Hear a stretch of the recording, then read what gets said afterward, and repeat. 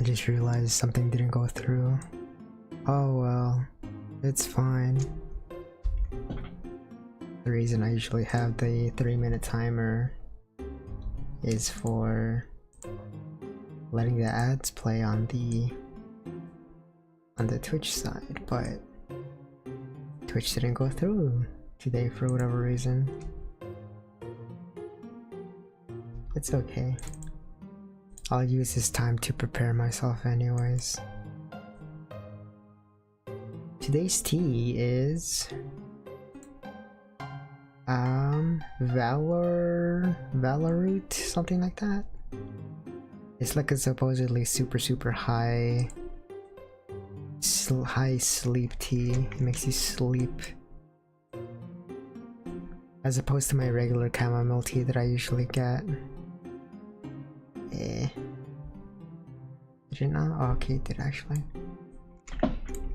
The other thing is that I forgot to do some other stuff, but it's fine. I'll figure it out. I'll figure it out. It's okay.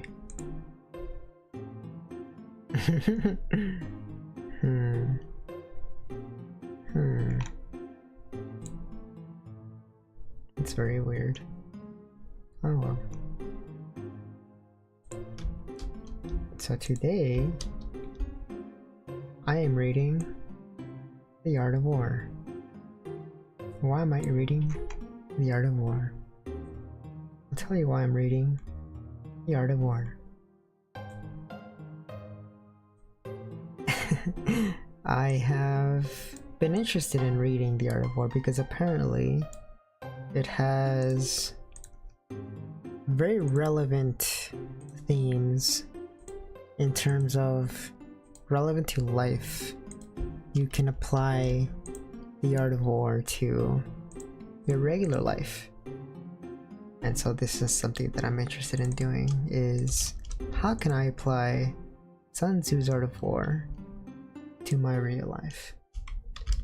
We're going to find out. Let me just... Oh, it's time. Okay, give me a second. And dismiss. Let me just bring up the... not that one. I think this book is what, like something like 2,000 years old or something now. I made myself some sleep tea. I'm gonna try to not fall asleep. It's been a while since I've done reading streams, and I've been interested in doing another one of these. I never did finish the last reading that I did, but it's okay. It's probably okay. And with that, should be ready. Let me just really quickly turn this off. Come over here. The Art of War. I feel kind of large. I'm too large. I'm too big. Hold on. I cannot be larger than life. There you go. The book must be huge.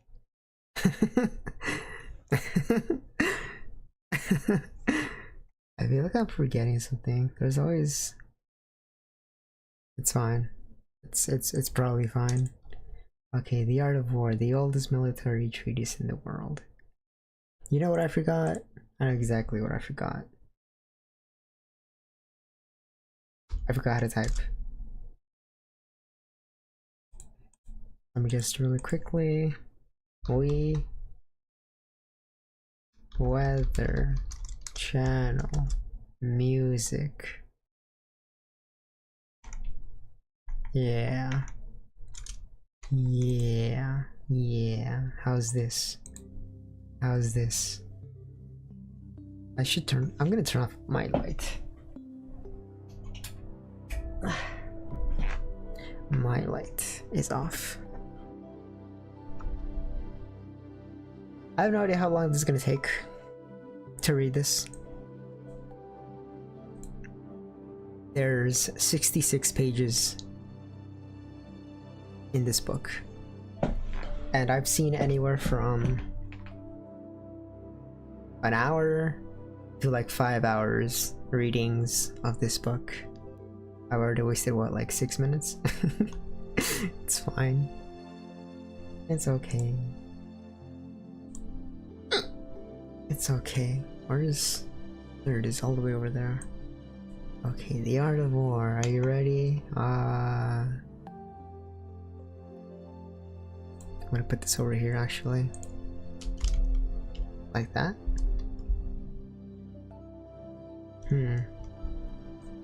Let me squish this down. There you go. The Art of War. However, it's extremely bright on my side though, so I'm gonna turn down the brightness on this because it's probably not a good idea to flash myself with white light over here. What's the other thing I was gonna do? Oh yeah, I was gonna turn down my light. Okay. The Art of War. I love war. I don't actually like war. I don't really care for war personally. But something about war never changes or something. Speaking of, I am planning to play Metal Gear at some point really soon. Very soon. Published 2000. Published 25 years ago. I know people that weren't even born at that point. Really weird. It's weird to think about. So there's 66 pages here. There are 13 chapters. I'm thinking I'm gonna speed read this, yeah. Let me also just really quickly bring this over here so that I don't miss anything. Uh-oh, I messed up something, it's okay. Where's my... Bring it over. There it is. Okay, now. Laying plans for war. Sun Tzu said, "The art of war is of vital importance to the state." Remember, you can apply this to your own life. It doesn't necessarily have to be about war, it can be about your internal wars too. It is a matter of life and death. A road either to safety or to ruin. Hence, it is a subject of inquiry which can on no account be neglected. Life is always at war. The art of war, then, is governed by 5 constant factors to be taken into account in one's deliberations when seeking to determine the conditions obtaining in the field. These 5 factors are the moral law, heaven, the commander, method, and discipline. The moral law causes the people to be in complete accord with their ruler, so that they may follow him regardless of their lives dismayed by any danger. Do you believe in morals?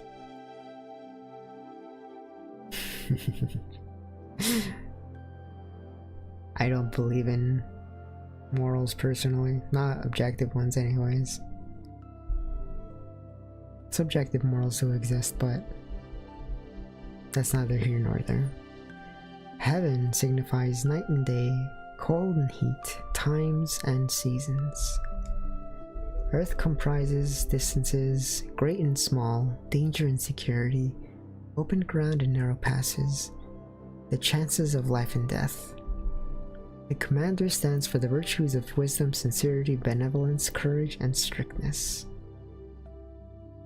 By method and discipline are to be understood the marshalling of the army and its proper subdivisions, the graduations of rank among the officers, maintenance of roads by which supplies may reach the army, and control the military expenditure. This is kind of going over my head right now, a little bit, but it's okay. These 5 heads should be familiar to every general. He who knows them will be victorious. He who knows them not will fail. So you're gonna have... It's fine. I'll learn it. I'll learn it as I read. Therefore, in your deliberations when seeking to determine the military conditions, let them be made the basis of a comparison. In this wise, which of the two sovereigns is imbued with the moral law? Which of the two generals has the most ability? With whom lies the advantage derived from heaven and earth? On which side is discipline most rigorously enforced? There's a very loud flashing light outside and it's in my eyes. Which army is stronger? He who has the advantage will be prevalent in war. On which side are the officers and men more highly trained? In which army is there the greater constancy in both reward and punishment? Crime and punishment. By means of these 7 considerations, I can forecast victory or defeat. The general that hearkens to my counsel and acts upon it will conquer. Let such a one be retained in command. The general that hearkens not to my counsel nor acts upon it will suffer defeat. Let such a one be dismissed. While profiteering, while heading the profit of my counsel, avail yourself also of any helpful circumstances over and beyond these ordinary rules. According as circumstances are favorable, one should modify one's plans. Always be flexible. All warfare is based on deception. This is true. Hence, when able to attack, we must seem unable. When using our forces, we must seem inactive. When we are near, we must make the enemy believe we are far away. When far away, we must make him believe that we are near. It's all about deception. Hold out baits to entice the enemy, foreign disorder, and crush him like the little ant he is. If he is secure on all points, be prepared for him. If he is superior strength, evade him. If your opponent is of choleric temperature, a bad temper, seek to irritate him. Pretend to be weak, that he may grow arrogant. I used to do this in League of Legends. Always troll, always try to get be underneath your enemy's skin.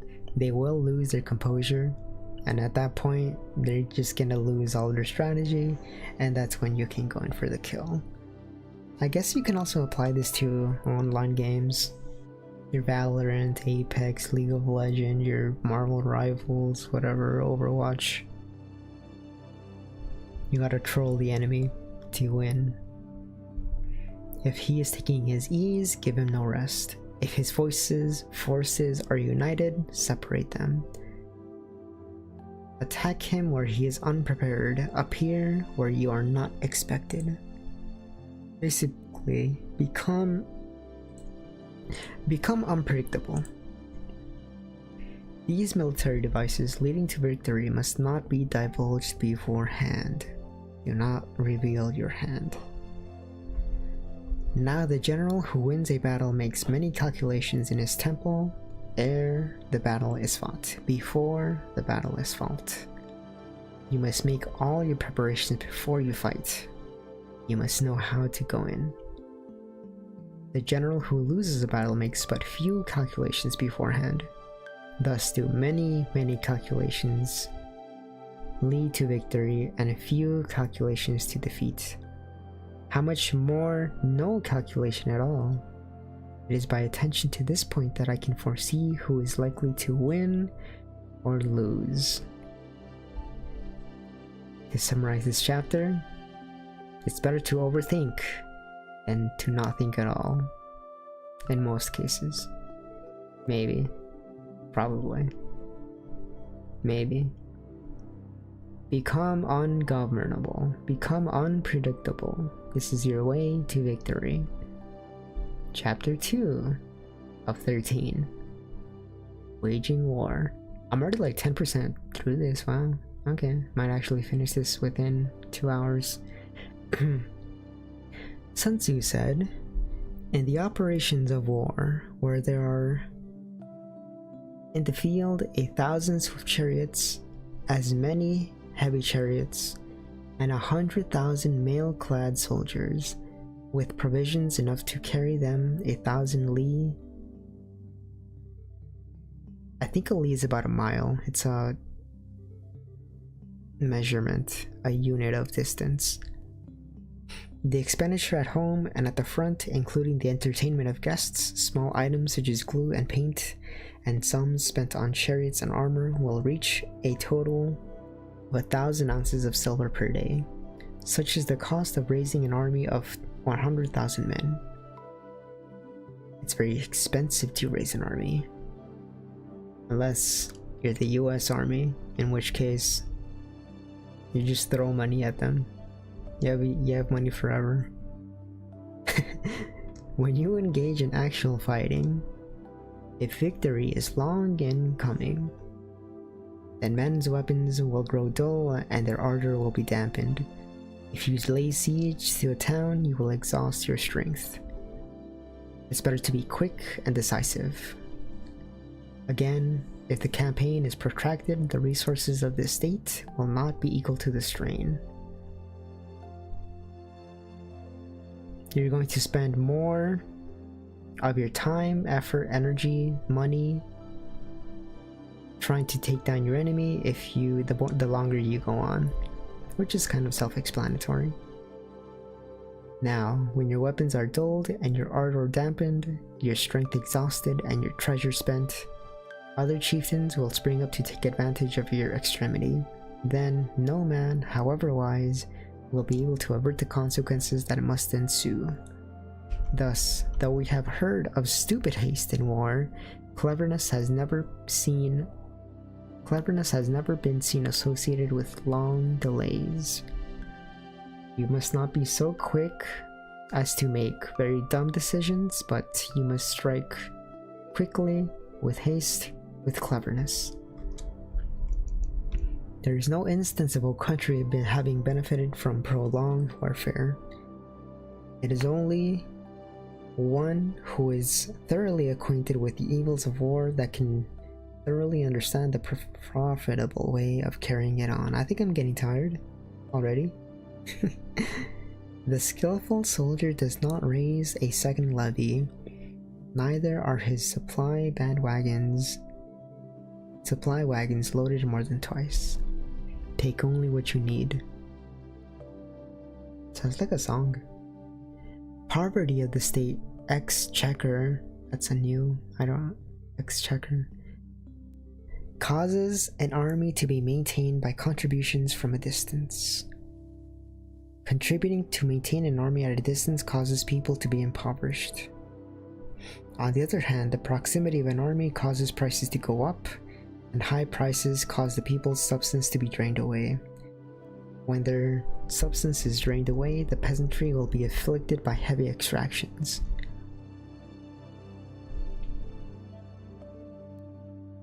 With this loss of substance and exhaustion of strength, the homes of people will be stripped bare, and 3/10 of their income will be dissipated, while government expenses for broken chariots, worn-out horses, breastplates and helmets, bows and arrows, spears and shields, protective mantles, draught oxen, and heavy wagons will amount to 4/10 of its total revenue. Hence, a wise general makes a point of foraging on the enemy. One cartload of the enemy's provisions is equal to 20 of one's own, and likewise a single picule of his provender is equal to 20 from one's own store. Meaning, I'm not sure if I should be explaining this. Maybe I'll interpret it. Let me break it down for you. It's better to use your enemy's resources as your own, as opposed to using your own resources. Simple enough. Now, in order to kill the enemy, our men must be roused to anger. That there may be advantages from defeating the enemy, they must have their rewards. Therefore, in chariot fighting, when 10 or more chariots have been taken, those should be rewarded who took the first. Our own flag should be substituted for the enemy. Our own flags should be substituted for those of the enemy. Ah, I see. The chariots mingled and used in conjunction with ours. The captured soldiers should be kept and treated kindly. This is called strength, using the conquered foe to augment one's own strength. Use the enemy's resources against themselves. Any food, any weapons, use them as your own. Do not be prideful or vain. And keep the soldiers intact as well. They may supply you with some assistance, some intelligence perhaps. In war then, let your great object be victory, not lengthy campaigns. It's important to win, not to draw out the fight. Thus it may be known that the leader of armies is the arbiter of the people's fate, the man on whom it depends whether the nation shall be in peace or in peril. The future of the people in your army, however you may interpret that in your personal life, is the leader. In this case, wow, you. Ow. I'm thirsty, but I can't drink this tea yet because it's hot. Chapter 3, Attack by the Stratagem. Which is like already 7% through of the book. Wow, very fast. Attack by Stratagem. Sun Tzu said, "In the practical art of war, the best thing of all is to take the enemy's country whole and intact. To shatter and destroy it is not so good. So too, it is better to recapture an entire army than to destroy it. To capture a regiment, a detachment, or a company than it is to destroy them. You would think that it's better to kill your enemy, but Sun Tzu said it's better to leave them intact. Hence, to fight and conquer in all your battles is not supreme excellence. Supreme excellence consists in breaking the enemy's resistance without fighting. Thus, the highest form of generalship is to balk the enemy's plans, to mess up their plans. The next best is to prevent the junction of the enemy's forces. Don't let the enemy engage you. The next in order is to attack the enemy's army in the field. And the worst policy of all is to besiege walled cities. Do not siege, because that wastes time and energy and effort and resources on your own behalf. It's a losing battle. The rule is not to besiege walled cities if it can possibly be avoided. The preparation of mantlets, movable shelters, and various implements of war will take up 3 whole months, and the piling up of mounds over against the walls will take 3 months more. It will take too long to siege a city. The general, unable to control his irritation, will launch his men to the assault like swarming ants, with the result that 1/3 of his men are slain while the town still remains untaken. Such are the disastrous effects of a siege. Avoid sieges at all costs." I'm looking for something. I think I deleted it. Damn. Therefore, the skillful leader subdues the enemy's troops without any fighting. He captures their cities without laying siege to them. He overthrows their kingdom without lengthy operations in the field. Gotta be really quick about taking the enemy. With his forces intact, he will dispute the mastery of the empire, and thus, without losing a man, his triumph will be complete. This is the method of attacking by stratagem. It is a rule in war: if our forces are 10 to the enemy's 1, to surround him; if 5 to 1, to attack him; if twice as numerous, to divide our army into 2. If equally matched, we can offer battle. If slightly inferior in numbers, we can avoid the enemy. If quite unequal in every way, we can flee from him. Running away does not mean you are a coward. It is simply another strategy to win. You may not win today by running. You can win tomorrow. You just come back more prepared. Hence, through an obstinate fight may be made by a small force, in the end it must be captured by the larger force. Now the general is the bulwark of the state. If the bulwark is complete at all points, the state will be strong. If the bulwark is defensive, the state will be weak. The tank, essentially. Not literal tank, but the defensive point. You must have a strong defense. There are 3 ways in which a ruler can bring misfortune upon his own army. 1. By commanding the army to advance or to retreat, being ignorant of the fact that it cannot obey. This is called hobbling the army. You must have complete control over your army. Over yourself.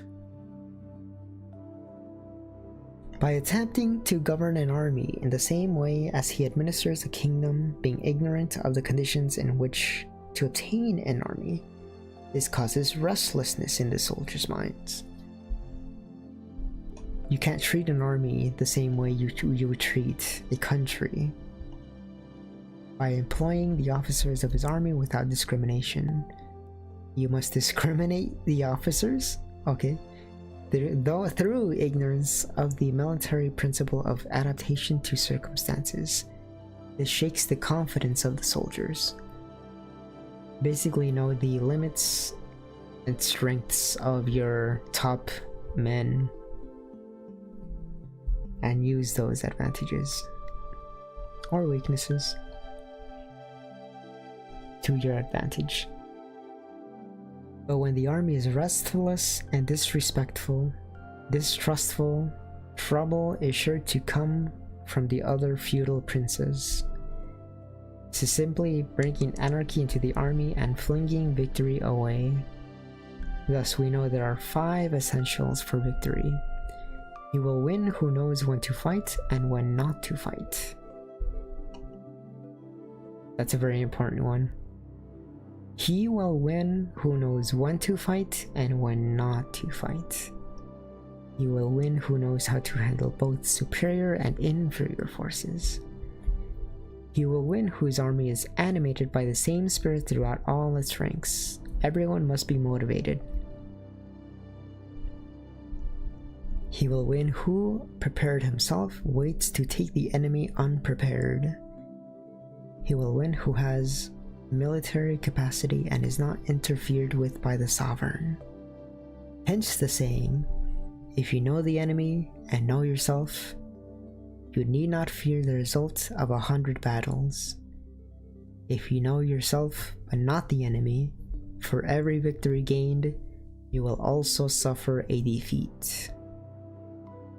If you know neither the enemy nor yourself, you will succumb in every battle. It is very important to know yourself as well as the enemy's tactics. This is why it's important to read.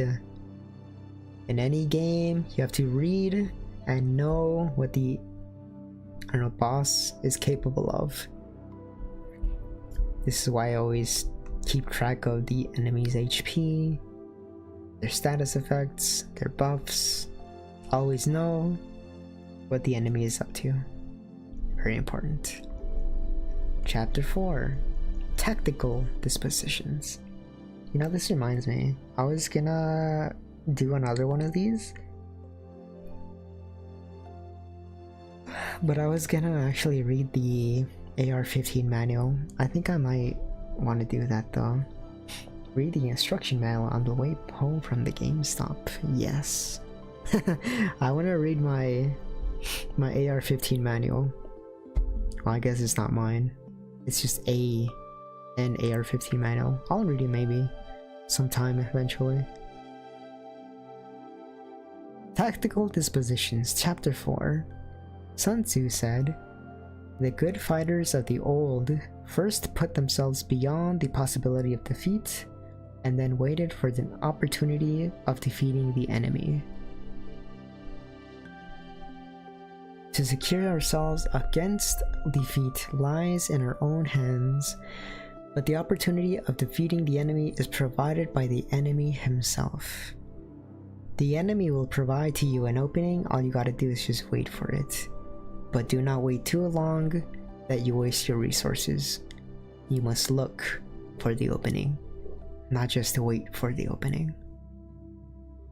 Thus, a good fighter is able to secure himself against defeat, but cannot make certain of defeating the enemy. Hence the saying, "One may know how to conquer without being able to do it." Security against defeat implies defensive tactics. Ability to defeat the enemy means taking the offensive. Standing on defensive indicates insufficient strength, attacking a superabundance of strength. It is said, "The best defense is a good offense." And sometimes that's true, as long as you know your enemy. If you know that your enemy is on the verge of succumbing, then that's when you would go all out on the attack and do not worry about the defense, as it is very clear that you are very close to winning. This is why I like to keep track of boss health in any games, and when it's low, I can go all out on my attacks and not worry about healing or anything. I just go all out, final attack, and win. The general who is skilled in defense hides in the most secret recesses of the earth. He who is skilled in attack flashes forth from the topmost heights of heaven. Thus, on one hand, we have the ability to protect ourselves, on the other, a victory that is complete. Never show the enemy your hand. Never give them any information. Conversely, if you take them by surprise, you are much more likely to win. And ironically, I remember writing notes on this. It's good. I've never actually read this fully, but I've heard that it's really good for not just fights, not just like actual war, but it's good for life in general. And that's why I wanted to read through this. Would Sun Tzu save all his items for the last boss and never use them? No, I think he would actually use his items. That's one thing I'm really bad at, is I would save all, I would hold on to all of my items. I'm trying to get better about that. That's why I wrote notes, to see what I can be applied outside of warfare. Yeah. I think so far I'm mostly seeing myself applying these towards games, but also I need to be applying these towards life as well. So I'll probably go back and watch some videos on this as well and see if it can be applied to life and stuff. I'm sure some of these I can pick out, but I will need more guidance, as Sun Tzu would say that do not be afraid for asking for help, I guess? Maybe? If it's not your enemy, don't be afraid to ask for help, I guess. To see victory only when it is within the ken of the common herd is not the acme of excellence. When it's apparent that you're gonna win, it's not enough. You need to see a victory before anyone else sees it. Neither is it the acme of excellence if you fight and conquer and the whole empire says, "Well done." To lift an autumn hair is no sign of great strength. To see the sun and moon is no sign of sharp sight. To hear the noise of thunder is no sign of a quick ear. Yeah, so basically what I said. If everyone knows that you're winning, then that doesn't really give you any advantage, because it's obvious. You need to know that you're winning before everyone else knows, because that's what gives you the advantage. Apparently Asian companies take a lot from Sun Tzu. I can totally see it actually. Companies can be seen as rival factions. So I can totally see that. I'm wondering what other aspects of life you can take this kind of book into. Maybe in the workplace? Maybe in the workplace? Maybe? I remember reading The Art of War. This is a great book. It's very short. I had no idea it was this short. It's only 66 pages on here. Only 13 chapters. I'm already like maybe 15-20% through of it. A lot of this, I feel like I intuitively already apply, but not enough. I intuitively apply this to a lot of games that I play, but I feel like I need that extra push to be able to apply this to real life type stuff, which is why I'm reading it. Also, I just realized that's very tiny, super tiny. Let me... right there. Why is it so small? It's so small. Wait. It's weird. It's like I can barely read that. I usually read it on from the screen here, but I can't read it. It's so small. Maybe because I'm missing my glasses, I don't know. But my glasses are like somewhere else. It's fine. I don't need my glasses to read. I'm ruining my glasses by reading in the dark. Let's go. It's very impactful to quote in essays and presentations. Nice. Be smart. Be sneaky. Have friends. Don't waste time and money on risks you don't need to commit to is what I got from it. Probably more than you can take away. I'm thinking... I'm wondering if this can be applied to financial situations. Like, I recently got into investing. Just it was like that April 7th or something, the Black Monday that was predicted when like the entire stock market crashed. I was thinking as a joke, yeah, stock market just crashed, I guess it's time to buy in. And then I actually looked into it and I actually bought in. And I've made, I think, like $100 or so. Not liquidated, but just in theory made up pretend monopoly money. I apparently, according to the numbers, according to the funny numbers, I've made $100. So yeah, I'm gambling just like the big cats. Wow, I love gambling. Stock market, it's gambling for rich people. It's highly applicable in many aspects of life. I've seen it quoted in a lot of presentations at DEF CON. Ooh, about hacker stuff.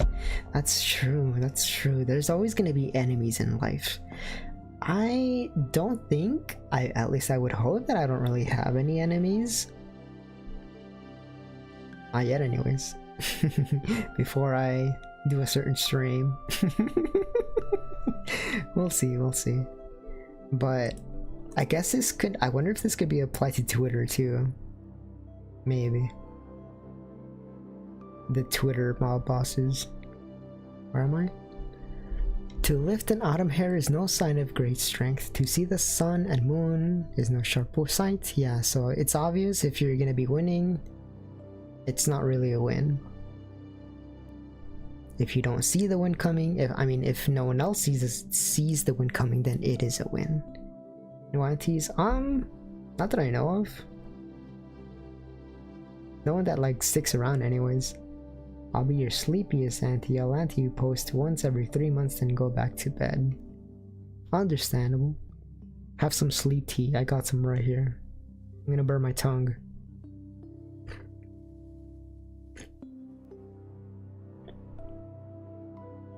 I didn't burn my tongue for once. I used the microwave to heat my water because I was like in a rush. I made my tea like 2 minutes before stream. I usually use a kettle, but I didn't have time, so microwaved water it is. Pippa's aunties are my enemies. Understandable, actually.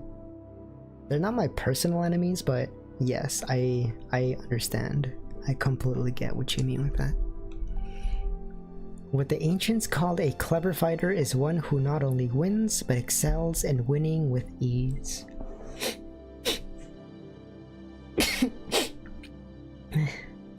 It's okay.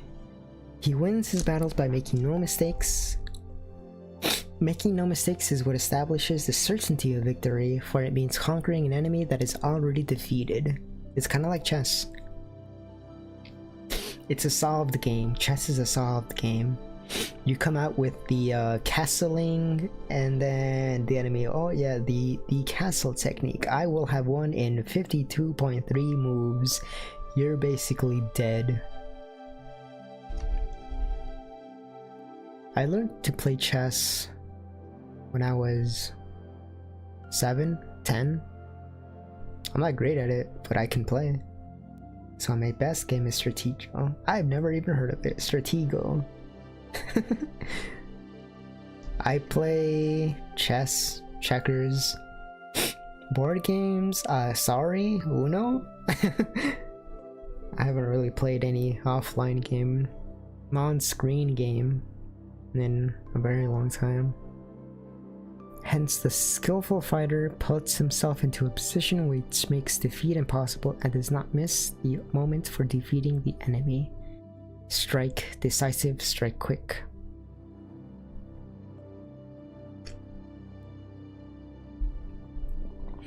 Thus it is in war, the victorious strategist only seeks battle after the victory has been won, whereas he who is destined to defeat first fights and afterwards looks for victory. I like that one. Pick fights only you know you can win. Do not pick fights that you are unsure you can win. You must know that you are going to win going in to this fight. It's a board game. You set up the pieces manually. Part chess, part memory game. My memory can be good, depending on what it is. I feel like I have really decent short-term memory, but I have really horrid short-term memory. I can remember stuff for a few days, but don't look to me to recall stuff from like 10 minutes ago. I don't remember what happened 10 minutes ago. Is it like Go? I am aware of Go. I haven't played it all too much, but I am aware of Go. Strategy games of the world is where I learned that one. On my Windows 95 computer is where I learned of Go. I never really understood it back then, but I'm sure I'd be able to get it now. I don't think Go is about capturing the surrounding. It's about flipping the tiles, I believe, turning the black tiles into white tiles and the white tiles into black tiles, basically trying to expand your dominance over the other color. It's kind of like checkers a little tiny bit. The consummate leader cultivates the moral law and strictly adheres to method and discipline. Thus it is in his power to control success. In respect of military method, we have firstly measurement, secondly estimation of quantity, thirdly calculation, fourthly balancing of chances and victory. Measurement owes its existence to earth, estimation to quantity to measurement, estimation of quantity to measurement, calculation to estimation of quantity. What the heck is this saying? Balancing of chances to calculation, and victory to balancing of chances. What? I don't understand this part. It's fine. I don't need to know everything. A victorious army opposed to a routed one is as a pound's weight placed in the scale against a single grain. Yes, this is obvious. A victorious army is worth much more than a defeated one. The onrush of a conquering force is like the bursting of pent-up waters into a chasm of 1,000 fathoms steep. Yeah. Be quick, be fast. Already chapter 5, wow. That's like almost 30%.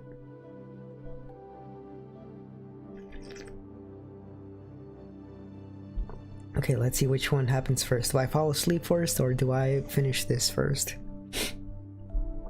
Because this is apparently really fast acting, really strong, high strength sleep tea. It basically knocks you out from what I know, and I'm kind of already feeling it. I've taken a few sips and I'm kind of already feeling it, but it's okay. It's not that long. This book isn't. Sun Tzu said, "The control of a large force is the same principle as the control of a few men. It is merely a question of dividing up their numbers. Fighting with a large army under your command is no wise different from fighting with a small one. It is merely a question of instituting signs and signals." Oh, this is kind of like Pikmin. I want to play Pikmin. Personally, I use the ancient scrolls to predict my victory. Xiao Hong Shu. Consult the ancient scrolls and the tea leaves to ensure that your whole host may withstand the brunt of the enemy's attack and remain unshaken. This is affected by maneuvers, direct and indirect. That the impact of your army may be like a grindstone dashed against an egg. This is affected by the science of weak points and strong. In all fighting, the direct method may be used for joining battle, but indirect methods will be needed in order to secure victory. So this is stuff like starving your enemy, stuff like going around and sneak attacks and stuff like that. Remember, all is fair in war. All is fair in war. There is no such thing as honor. Honor gets you killed on the battlefield. You go up to a guy and you tell him, "Hey, I'm gonna shoot you in 5 seconds." The other guy's just gonna pull out his gun and shoot you. Sun Tzu said, "Do not reveal your information. Honor will get you killed." There's no such thing as dishonor other than losing. The only way you can be dishonored is if you lose. And as such, I do not believe that fairness is something that should be taken into account when you fight any battle.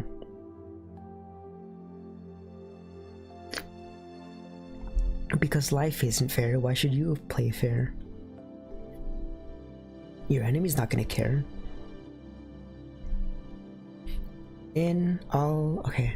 Indirect tactics efficiently applied are inexhaustible as heaven and earth, unending as the flows of rivers and streams, like the sun and the moon.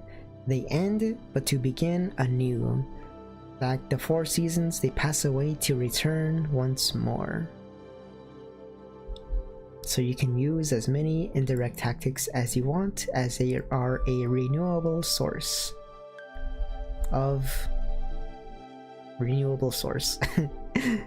There are not more than 5 musical notes, yet the combinations of these 5 give rise to more melodies than one can ever be heard. Is this true? A, B, C, D, E, F, G. There's 7 notes. Sun Tzu is wrong on this. I have a little bit of music theory. There's 7 musical notes, not 5. There are not more than 5 primary colors. Isn't it 3? Oh, okay, black and white. Blue, yellow, red, black, and white. Okay, sure, I'll give you that. I wouldn't consider black and white colors though. Yet in combination they produce more hues that can ever be seen. This is true. There are not more than 5 cardinal tastes: sour, acrid, salt, sweet, bitter. Acrid? You mean umami? Sour, salt, sweet, bitter. Oh, acrid as in like piquant, as in spicy. But there's also umami. yet combinations of them yield more flavors than can ever be tasted. This is true. In battle, there are not more than two direct methods of attack. You either attack directly or indirectly. Yet these two in combination give rise to an endless series of maneuvers. The direct and the indirect lead each other on in turn. It is moving in a circle. You never come to an end. Who can exhaust the possibilities of the combination? The onset of troops is like the rush of a torrent which will roll even stones along in its course. The quality of decision is like the well-timed swoop of a falcon which enables it to strike and destroy its victim. Therefore, the good fighter will be terrible in his onset and prompt in his decision.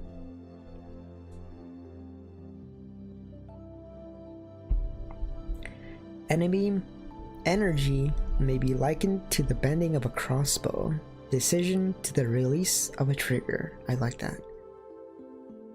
I like that.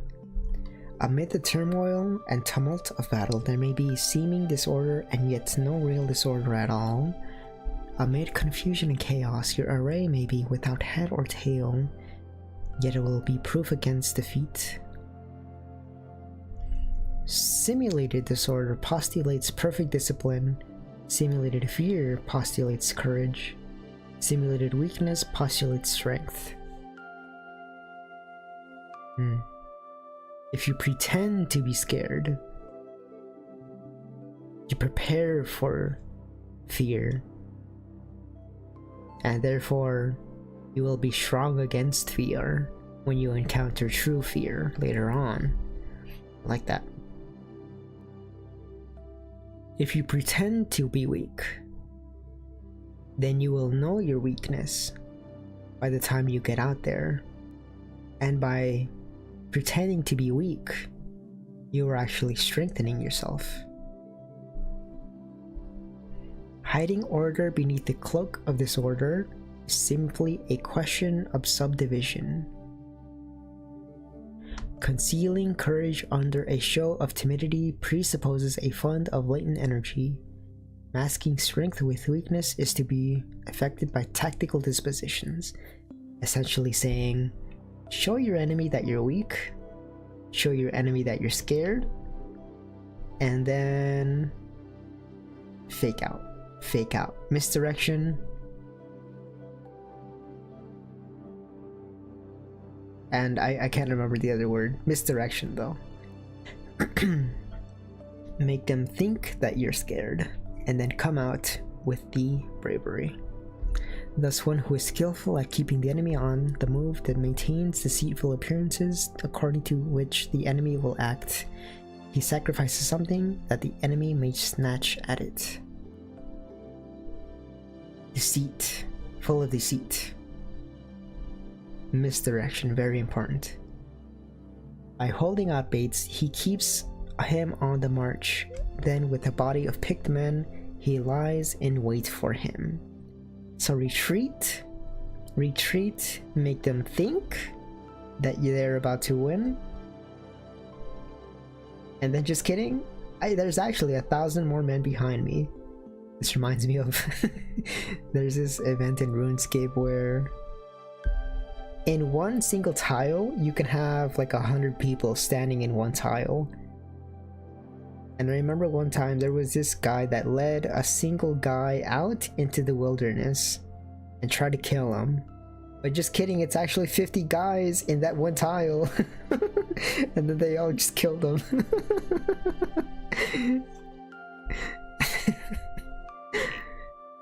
Misdirection, very important. Never let them know.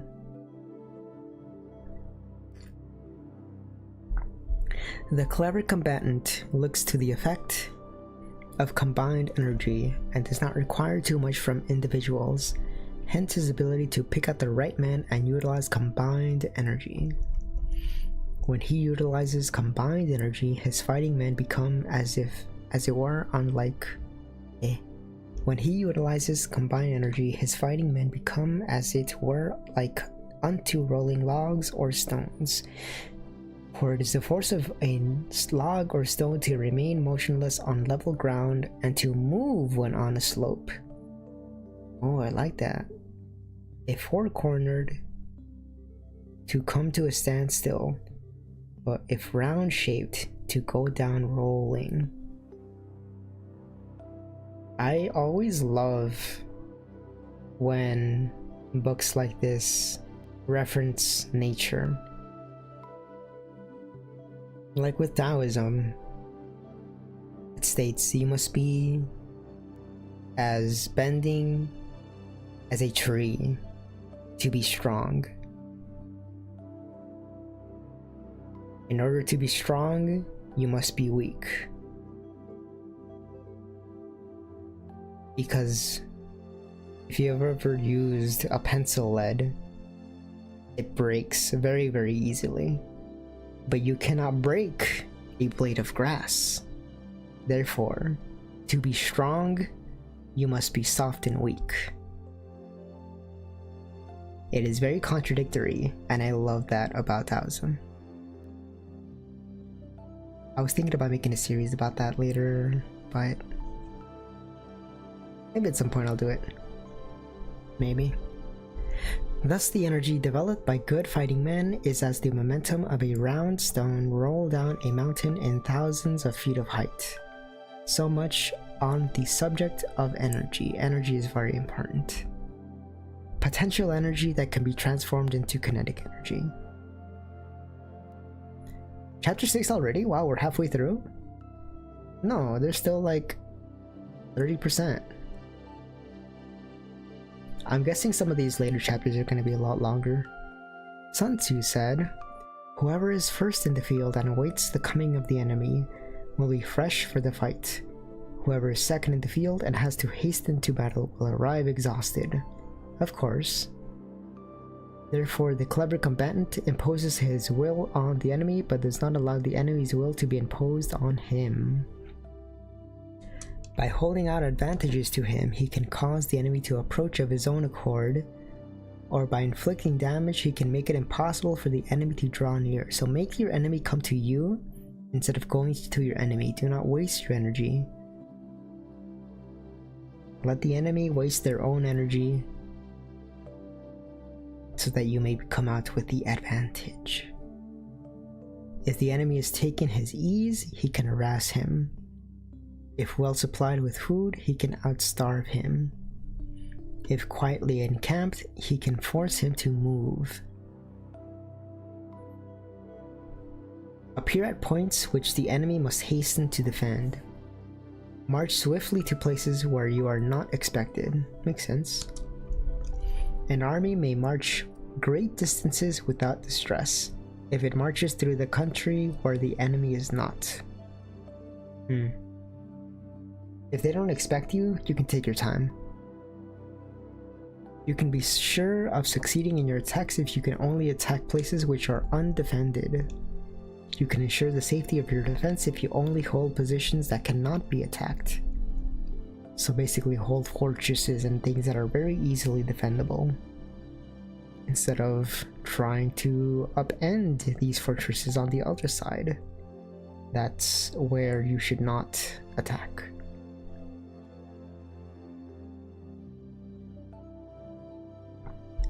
Hence, the general is skillful in attack whose opponent does not know what to defend, and he is skillful in defense whose opponent does not know what to attack. O divine art of subtlety and secrecy, through you we learn to be invisible, through you invisible, when you can't seem to say my name. Through you inaudible, and hence we can hold the enemy's fate in our hands. You may advance and be absolutely irresistible if you make for the enemy's weak points. You may retire and be safe from pursuit if your movements are more rapid than those of the enemy. If we wish to fight, the enemy can be forced to an engagement even though he be sheltered behind a high rampart and deep ditch. All we need to do is attack some other place that we will be obliged to relieve. So force your enemy to attack somewhere easier. Has the memory gone? Are you feeling numb? I really want to do karaoke at some point this week. I didn't do one last month, and I try to do one each month. I'm thinking maybe Friday? Maybe Friday I can do one? Not sure. I'll need to plan it. I do want to stream every day this week, because I didn't really stream last week. So I feel kind of a little tiny bit bad. But ultimately it's okay. If we do not wish to fight, we can prevent the enemy from engaging us even though the lines of our encampments be merely traced out on the ground. If we do not wish to fight, we can prevent the enemy from engaging us. Though the lines of our encampment be merely traced out on the ground, all we need to do is throw something odd and unaccountable in his way. So again, the theme of be unpredictable, become ungovernable is a central theme here. By discovering the enemy's dispositions and remaining invisible, there it is again, we can keep our forces concentrated while the enemies must be divided. Another big major theme is do not let the enemy know anything, as little as possible. Keep all information from the enemy, withhold all information, while trying to learn as much as you can about the enemy. Very important. We can form a single united body while the enemy must be split up into fractions. Hence, there will be a whole pitted against separate parts of a whole, which means that we shall be many to the enemy's few. And if we are able to thus attack an inferior force with a superior one, our enemies will be in dire straits. This makes me want to play Pikmin. The spot where we intend to fight must not be made known, for when the enemy will have to prepare against the possible attack at several points, and his forces being thus distributed in many directions, the numbers we shall have to face at any given point will be proportionally few. This is known as divide and conquer. Conquer is bad for a day. I do plan on playing it at some point. For should the enemy strengthen his van, he will weaken his rear. Should he strengthen his rear, he will weaken his van. Should he strengthen his left, he will weaken his right. Should he strengthen his right, he will weaken his left. If he sends reinforcements everywhere, he will be everywhere weak. So that's why it's called the vanguard. I see. Numerical weaknesses come from having to prepare against possible attacks. Numerical strength from compelling our adversary to make these preparations against us. Knowing the place and the time of the coming battle, we may concentrate from the great distance in order to fight. I like that. I like that.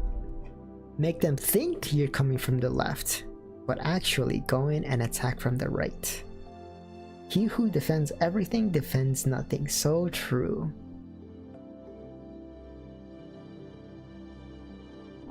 You must have your priorities on what to defend.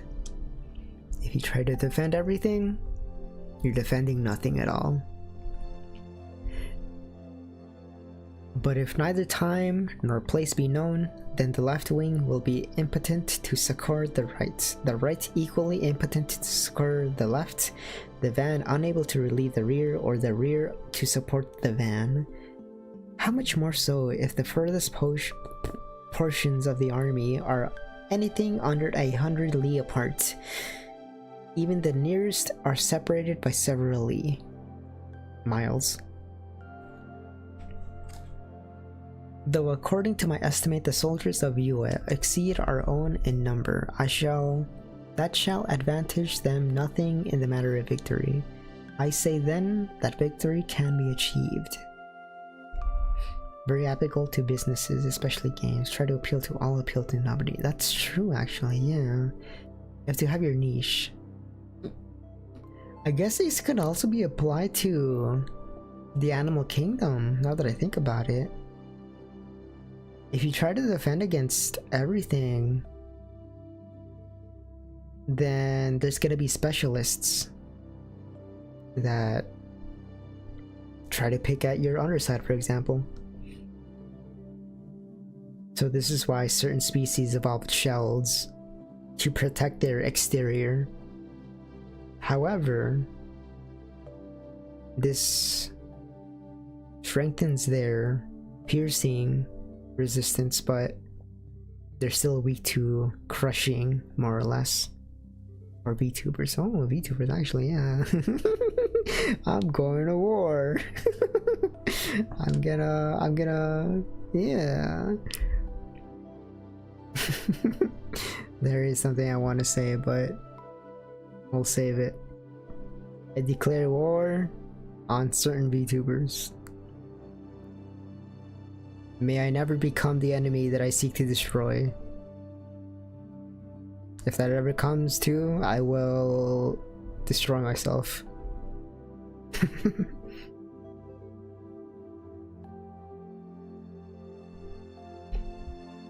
I may be a whore, but I'm a decent one.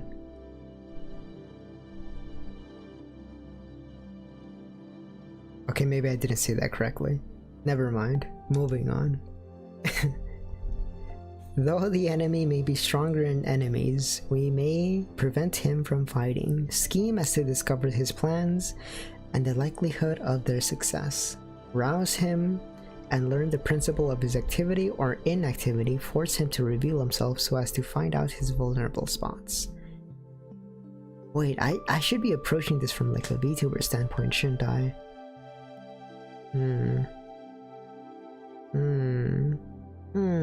I do like the idea from before of know your enemies, take their resources, use their resources against them, but don't go too far and become the enemy. Fascinating. Fascinating. Carefully compare the opposing army with your own so that you may know where strength is superabundant and where is deficient. In making tactical dispositions, the highest pitch you can attain is to conceal them. Conceal your dispositions and you will be safe from the prying of subtle spies and the machinations of the wisest brains. It seems like it's very important. In making tactical dispositions, the highest pitch you can attain is to conceal them, your plans, right? Conceal your plans and you will be safe from the prying of the subtlest spies. Conceal your plans. Know your collab partners, take their audience and cancel them on Twitter. That is something that I've thought about is... I have a certain person in mind, but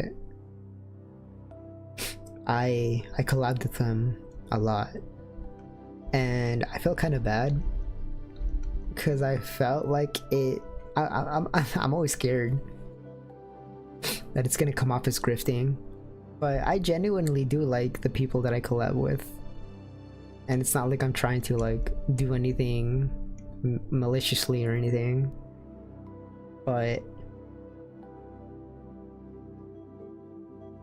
it's not like I can like keep talking to everyone every day constantly.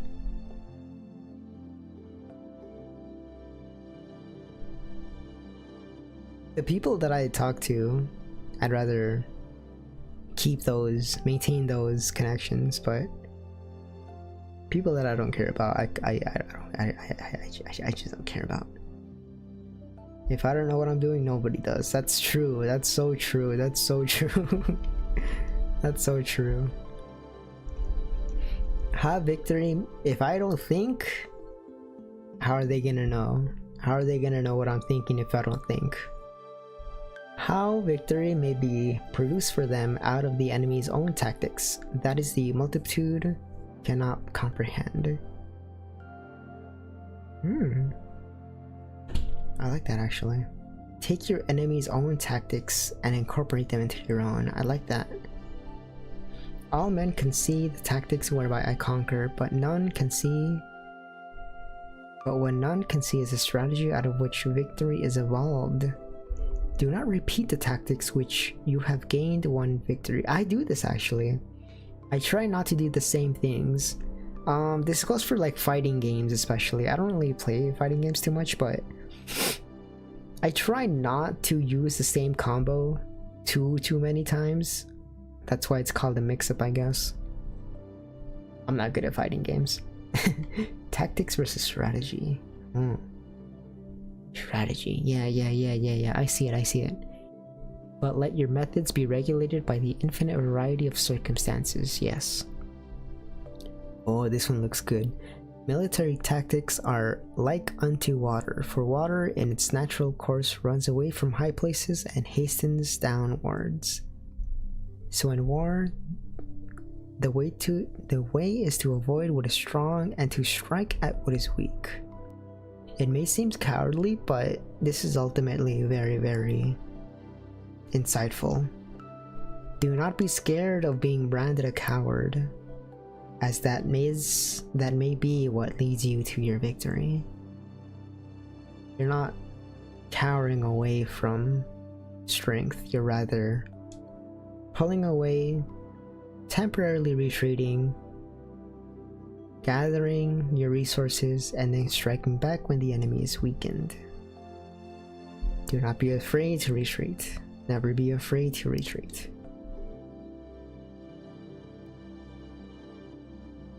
The water shapes its course according to the nature of the ground over which it flows. The soldier works out his victory in relation to the foe whom he is facing.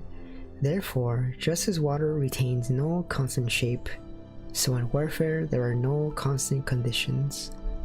Very important. He who can modify his tactics in relation to his opponent can thereby succeed in winning, may be called a heaven-born captain. Be adaptive to your circumstances. The 5 elements, fire, water, wood, metal, and earth, are not always equally predominant. The 4 seasons make way for each other in turn. There are short days and long. The moon has its periods of waning and waxing. Chapter 7. Maneuvering. Sun Tzu said, "In war, the general receives his commands from the sovereign. Having collected an army and concentrated his forces, he must blend and harmonize the different elements thereof before pitching his camp. After that comes tactical maneuvering, than which there is nothing more difficult. The difficulty of tactical maneuvering consists in turning the devious into the direct and misfortune into gain. Thus to take a long and circuit.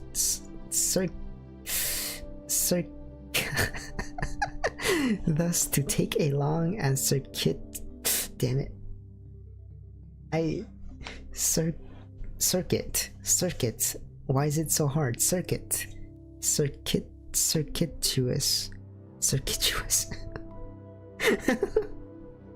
Thus to take a long and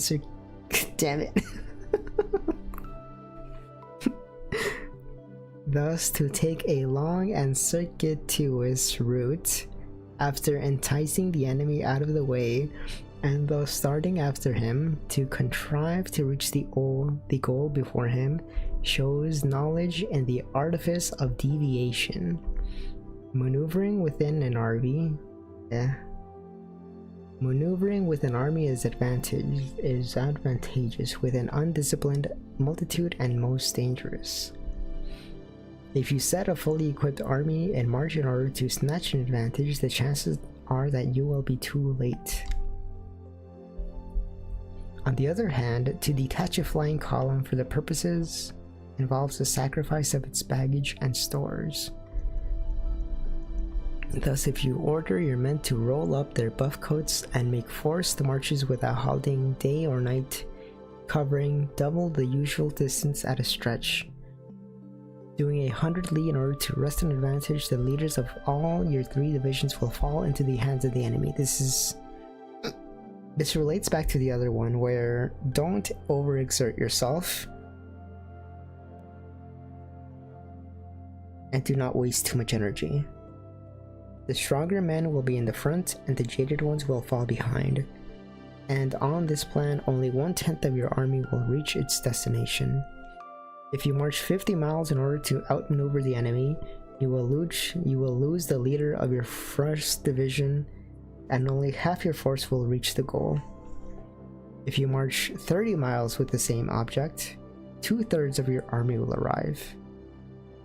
We may take it then that an army without its baggage train is lost, without preservations it is lost, without bases of supply it is lost. We cannot enter into alliances until we are acquainted with the designs of our neighbors. We are not fit to lead an army on the march unless we are familiar with the face of the country, its mountains, its forests, its pitfalls and precipices, its marshes and swamps. Know the terrain as well.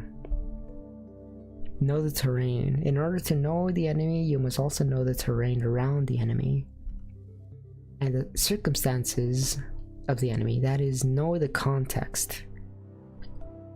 In a business sense, you would translate this to be know not just your enemy, not just the company, your rival company, but also know the context of which the company exists. What country is it in? What laws apply to the company? And what policies are currently being enacted on said company, and such and so forth. We shall be able, we shall, I think I might have to also admit, I'm pretty much done with this tea and I'm kind of starting to struggle. You might already have noticed, but I'm a little bit struggling, but it's okay. It's okay. I'm halfway done. It's okay.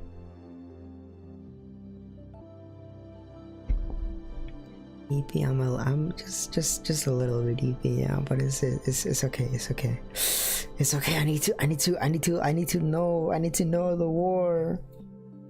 I need to know war. We shall be unable to turn natural advantage to account unless we make use of local guides. In war, practice dissimulation and you will succeed. Whether to concentrate or divide your troops must be decided by circumstances. Let your rapidity be that of the wind, your compactness that of the forest. In raiding and plundering, be like fire. Uh-oh. I'm not gonna worry about it. Should I be worrying about it? Oh. The frames are dropped. Uh-oh.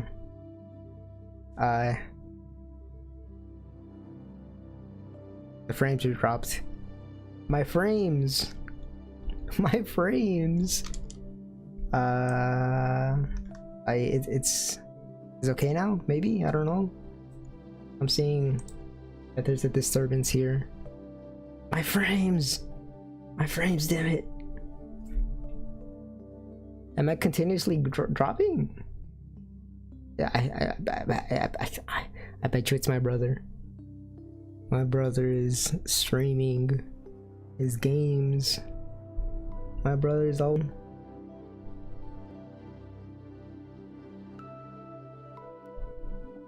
Testing. Was stream?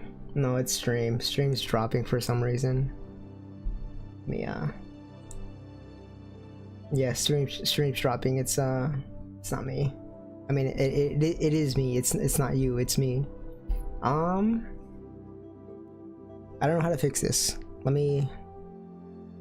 Yeah, I don't know. I don't know actually. Why would it be like this? Let me look at my. See if I can really quickly on the fly. Bit rate. Is it the bit rate? Set that to 2000 maybe. 2000. Oh, it's because my 2000 apply. Bitrate will be lowered. I guess not that it really needs to be all that high. Yeah. Hopefully that should help, maybe? Tell him to start winning if he wants to hog the net. I have no idea if it's actually him or not. It might be any combination of things. We were also gonna... He got Fortnite on his phone. I don't think any of us plays Fortnite now that I think about it. Nah, it's so hot in here. Even though the window is open, I have the window open, but it's still really, really hot. I'm like, it's getting even hotter by the second too. That's really annoying. It always super annoys me when the frame stuff is like that.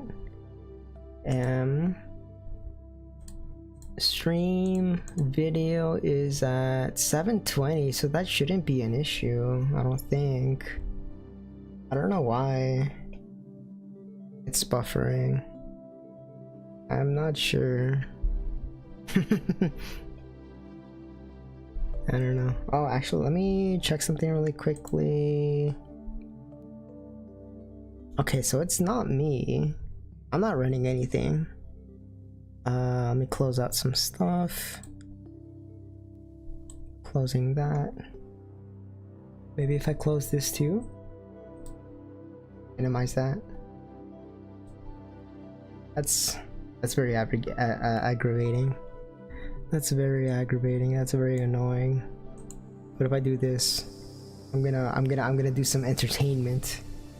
When you can seem to call my name, can the memories shock thee through the perilous nights?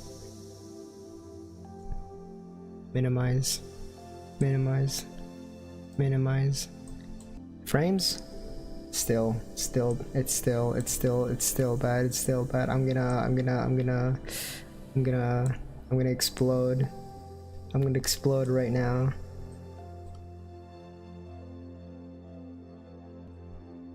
It's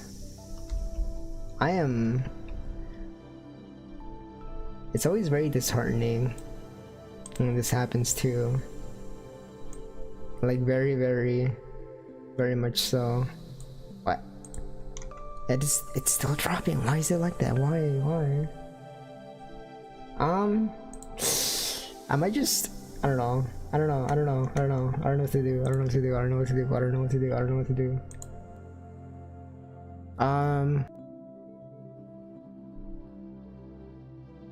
When you can't seem to call my name. I got so many stuffs open. Maybe it's that. Maybe it's because I have so many things open. Okay, I think it's back. I think it's fine now. All I had to do was just restart, I guess. I guess that's what fixes it, is just restarting. That's really dumb. But I think it's stable now, right? I think it's stable, right? Right? It's fine now, right? I think it's fine now. Okay, continuing. Where's my art of war? My art of war. I love war. You know, when I was younger, I used to pronounce W-H-O-R-E as war. I didn't know it was like a huh sound. Cause up till then, W-H makes a W sound, like whale, for example. How am I supposed to know that it's pronounced whore and not war? I was like 7 years old when I learned that word. I love the internet. I will assume that everything is fine now. I will continue.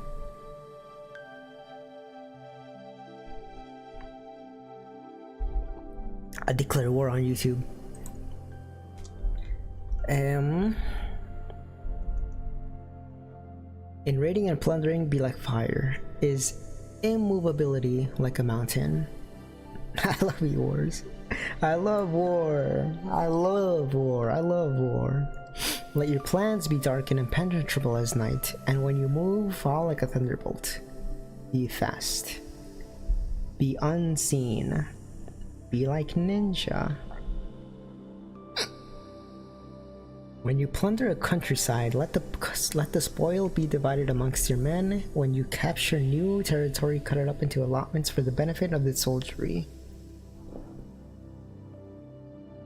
Ponder and deliberate before you make a move. Think before you speak.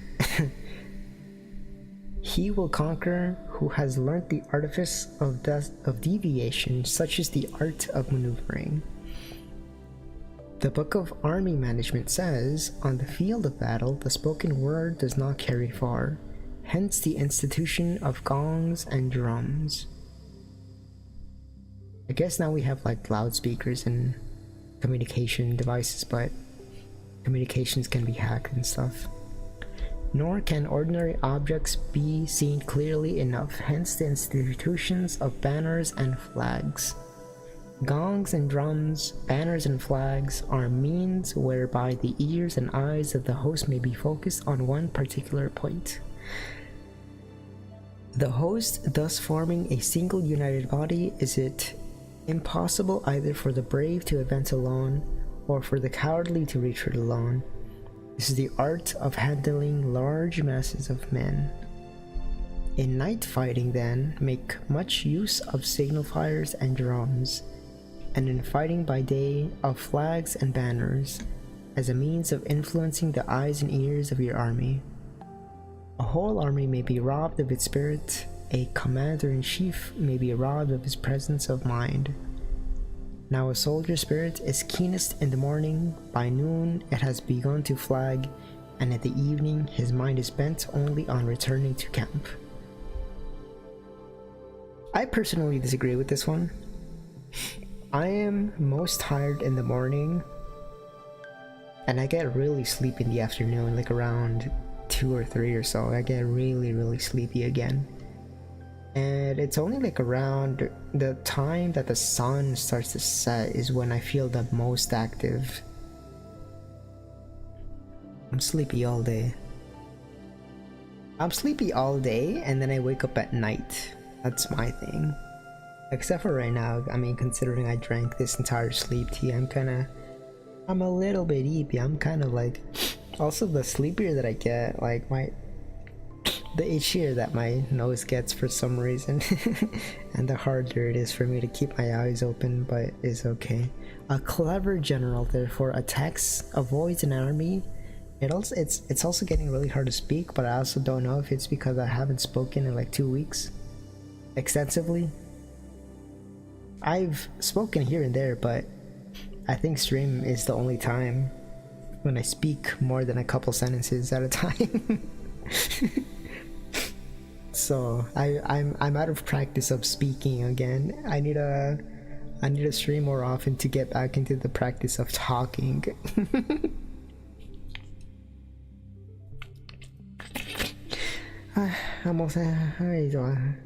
It also doesn't help that I'm only halfway through, but I don't want to split this. Because that means less chances of me coming back to this, because I split up this other reading thing that I did.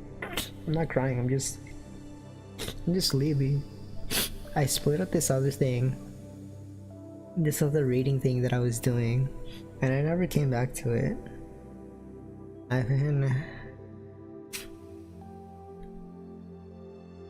I should stop drinking. I'm gonna stop drinking the sleep tea. I was considering drinking a little bit of rum too. I'm gonna fall asleep on stream. No, that's never happened. I don't think it's ever happened before that I've fallen asleep at my chair ever. Like, I nod off, like, but then I'll wake up and then like I start to fall asleep and then I'm awake. But I've never actually fallen asleep at my chair at my desk ever. I find it extremely difficult to fall asleep sitting. I need to be laying down in order to actually fall asleep. I've never slept at my desk before. Oh yeah. A clever general therefore avoids an army when its spirit is clean, but attacks when it is sluggish and inclined to return. That is the art of setting moods. So it's better to start strike at night. So it's better to be nocturnal? Is that what it's saying? To wake up at a time when the other army is tired and strike then? I think it's a little bit... Am I misinterpreting maybe? Disciplined and calm to await the enemy. This is how you know I'm getting tired, is I'm getting progressively worse at reading. Disciplined and calm. Wait, what time is it? It's almost close to midnight and I'm already... No way, this is gonna be a full 3-hour stream.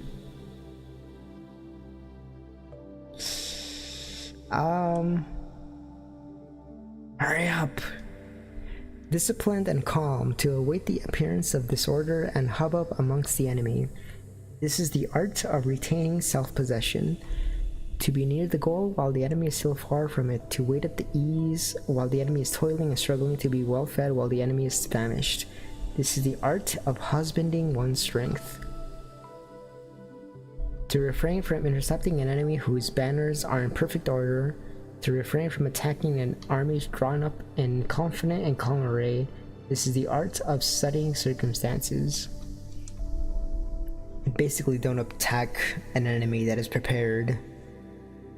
It is a military axiom not to advance uphill against the enemy, nor to oppose him when he comes downhill. The higher ground, the advantage of the higher ground. Do not pursue an enemy who simulates flight. Do not attack soldiers whose temper is keen.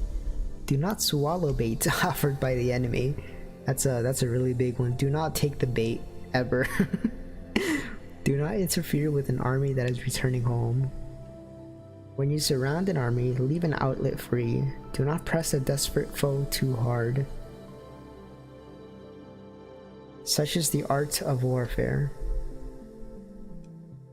This is like the cornering of a mouse or a rat.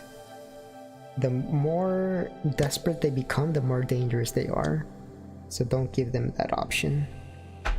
Oops. I'm refilling my tea. Variations in wow. Variations in tactics. Chapter 8. I'm getting more water. Sun Tzu said, in war, the general receives his commands from the sovereign, collects his army, and concentrates his forces. When in difficult country, do not encamp. In country where high roads intersect, join hands with your allies. Hold hands with the homies. My tea bag. It's fine, it's whatever. The string of the tea bag went inside the... I won't be able to take out the tea bag anymore, oh well. Do not linger in dangerously isolated positions. In hemmed-in situations, you must resort to stratagem. In desperate position, you must fight. There are roads which must not be followed, armies which must not be attacked, towns which must not be besieged, positions which must not be contested, commands of the sovereign which must not be obeyed. The general who thoroughly understands the advantages that accompany variations of tactics knows how to handle his troops. The general who does not understand these may be well acquainted with the configuration of the country, yet he will not turn his knowledge to practical account. I've had a few times where I'm in the middle of a fight in a game, for example, and I don't know what to do next, and I kind of just throw out whatever, and it ends up worse. So plan, adapt, overcome, whatever that thing is. So the student of war who is unversed in the art of war, of varying his plans, even though he be acquainted with the 5 advantages, will fail to make use best of his men. Hence, in the wise leader's plans, considerations of advantage and of disadvantage will be blended together. If our expectation of advantage be tempered in this way, we may succeed in accomplishing the essential parts of our schemes. If, on the other hand, in the midst of difficulties, we are always ready to seize an advantage, we may extricate ourselves from misfortune, reduce the hostile chiefs by inflicting damage on them, make trouble for them, and keep them constantly engaged, hold out special allurements, and make them rush to any given point. Disorientate the general of the other army. The art of war teaches us not to rely on the likelihood of the enemy's not coming, but on our own readiness to receive him, not on the chance of his not attacking, but rather on the fact we have made our position unassailable. Yes. So focus on yourself instead of the enemy. Be prepared at any time, and do not wait for the enemy. Prepare yourself so that you may be attacked at any time. Prepare yourself. There are 5 dangerous faults which may affect a general. Recklessness, which leads to destruction. Cowardice, which leads to capture. A hasty temper, which can be provoked by insults. Oh, that's a really huge one in online games. You basically bait and troll the enemy and tilt them. That's a really, really good mind game. Always try to tilt. Always go for the tilt. A delicacy of honor. The delicacy of honor, which is sensitive to shame. Over solicitude for his man, which exposes him to worry and trouble. Oh yeah, this one's huge. This one's huge. Honor. It's fine to have honor, but don't be too prideful. Don't be too honorable. Like I said before, if you go up to a guy, hey, I'm gonna shoot you in 5 seconds. You know his plans. You know that he's gonna shoot you. You're gonna plan for it. The other guy has no advantages anymore. Do not be too honorable. Do not be too prideful. You can have a little pride as a treat, but not too much. These are the 5 besettings of sins in a general, ruinous to the conduit of war. Wow, I think I'm quickly losing it. I completely did not read that correctly at all. These are the 5 besetting sins of a general, ruinous to the conduct of war. When an army is overthrown and its leader slain, the cause will surely be found among these 5 dangerous faults. Let them be a subject of meditation. A lot of these are kind of going over my head. I'm just kind of reading at this point. Chapter 9. The Army on the Marge. Sun Tzu said, "We now come to the question of encamping an army and observing signs of the enemy. Pass quickly over mountains and keep in the neighborhood of valleys." Huh? Camp in high places facing the sun. Do not climb heights in order to fight. So much for mountain warfare. Do not fight after exerting yourself. Do not exert yourself in war. Do not exert yourself. Do not expend your resources and energy before you fight. After crossing a river, you should get as far away from it as possible. When invading force crosses a river in its onward march, do not advance to meet it in midstream. Midstream? That's me. It will be best to let half of the army get across and then deliver your attack. Because then there's gonna be less of them. I was enlightened. If you're anxious to fight, so this can be extrapolated to attack your enemy mid-plans. Yes. mid carrying out plans where you are ready, they will not be ready to receive, and then that's when you go in for the kill. If you are anxious to fight, you should not go to meet the invader near a river which he has to cross. Moor your crafts higher up than the enemy and facing the sun. Do not move upstream to meet the enemy. So much for river warfare. River warfare bad. In crossing salt marshes, your sole concern should be to get over them quickly without delay. Give me a second, I need to word. What's word?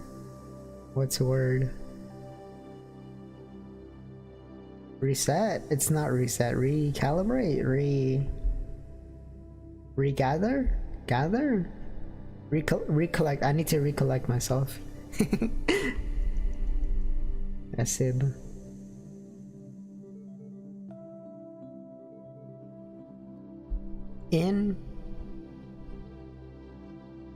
If you are forced to fight in a salt marsh, you should have water and grass near you and get back to your clump of trees. So much for operations in salt marshes. In dry level country, take up an easily accessible position with rising ground to your right and on your rear so that the danger may be in front and safety lie behind. So much for campaigning in flat country. I see. Safety must be behind you and to your side, so that you may be able to retreat. These are the 4 useful branches of military knowledge which enabled the Yellow Emperor to vanquish 4 several sovereigns. All armies prefer high ground to low and sunny places to dark. If you are careful of your men and camp on hard ground, the enemy will be free from disease of every kind, and this will spell your victory. The enemy? Oh, the army will be free from disease. Ah, yes. When you come to a hill or a bank, occupy the sunny side with the slope on your right rear. When you come to a hill or bank, occupy the sunny side with the slope on your right rear. Thus you will act once the benefit of your soldiers and utilize the natural advantages of the ground. Something about high ground. Something about high ground in this one. Something about visibility and high ground. When, in consequence of heavy rains up country, a river which you ford is swollen and flecked with water, you must wait until it subsides.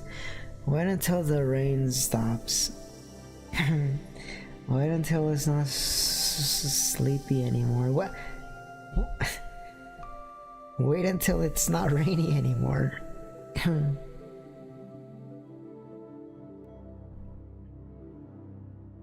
I'm rapidly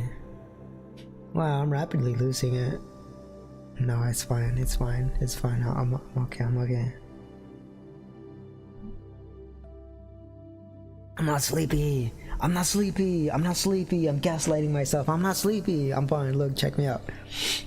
1, 2, 3, 4, 5. I'm no longer sleepy. I'm no longer sleepy. Sun Tzu, more like Sun Long Shu. Country in which there are precipitous cliffs with torrents running between, deep natural hollows, confined places, tangled thickets, quagmires, OMG quagmire, a toilet, and crevices should be left with all possible speed and not approached. Makes sense. Leave dangerous terrain alone. Leave unpredictable dangerous terrain alone. Leave that place immediately. While we keep away from such places, we should get the enemy to approach them. While we face them, we should let the enemy have them on his rear. Make your enemy into the forest of the unknown terrain that is dangerous. Yes. It makes sense. You can extrapolate what I mean from that. I don't need to explain myself with that one. If in the neighborhood of your camp there should be any hilly country, ponds surrounded by aquatic grass, hollow basins filled with reeds, or woods with thick undergrowth. This is turning into just a laugh at me stream, isn't it? With how sleepy I'm getting. If in the neighborhood of your camp there should be any hilly country, ponds surrounded by aquatic grass, I declare war on sleepiness. I declare war on sleep right now. I declare war on sleep. If the neighborhood of your camp there should be any hilly country, ponds surrounded by aquatic grass, hollow basins filled with reeds, or woods with thick undergrowth, they must be carefully routed out and searched, for there are places where men in ambush or insidious spies are likely there to be lurking. Makes sense. I'm a sleepy auntie. Not the VTuber. Not the VTuber. When the enemy is close at hand and remains quiet, he is relying on the natural strength of his position. Huh? When the enemy is close at hand and remains quiet, he's relying on the natural strength of his position. Yeah, makes sense. When he keeps aloof and tries to provoke a battle, he is anxious for the other side to advance. Yes. Yes. It is. If his places of encampment is easy access, he is tending a bait. So it's important to know this book in order to recognize bait and traps and such.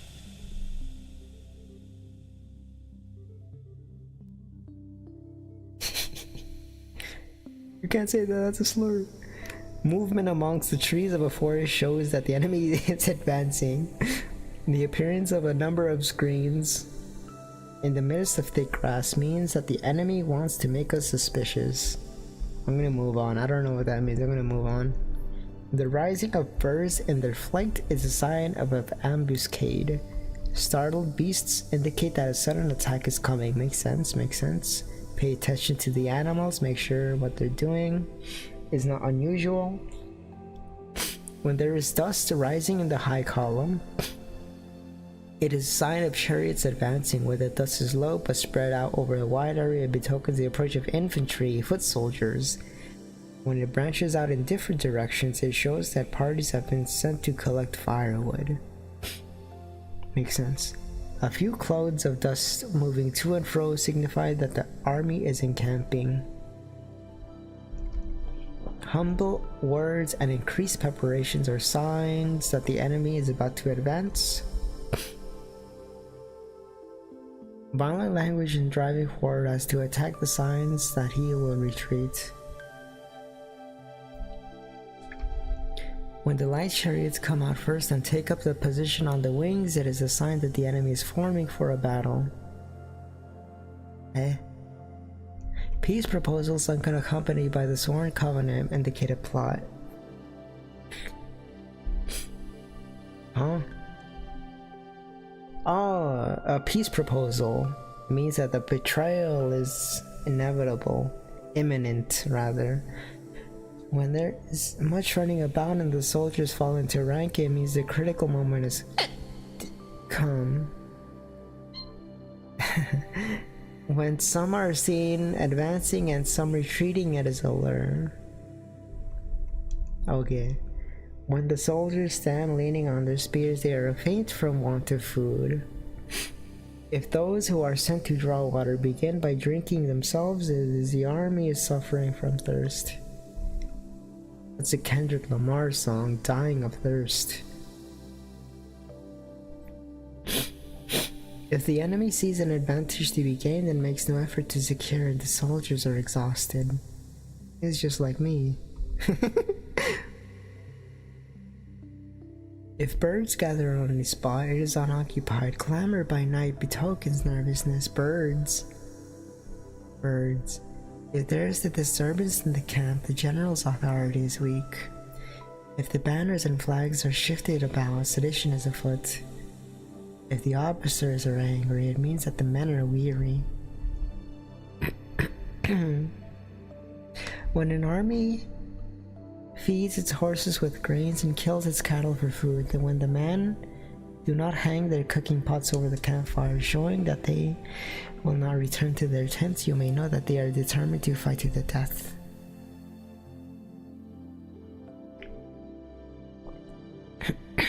The sign of men whispering together in small knots or speaking in subdued tones points to disaffection amongst the rank and file. 2 frequent rewards signify that the enemy is at the end of his resources. Too many punishments would betray the condition of dire stress. I'm not losing it, it's okay.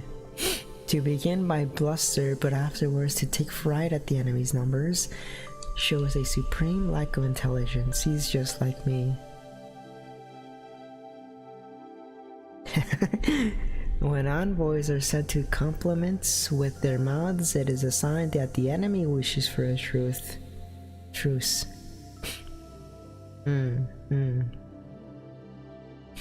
If the enemy marches up troops angrily and remain facing ours for a long time without either joining battle or taking off themselves, the situation is one that demands great vigilance and circumspection.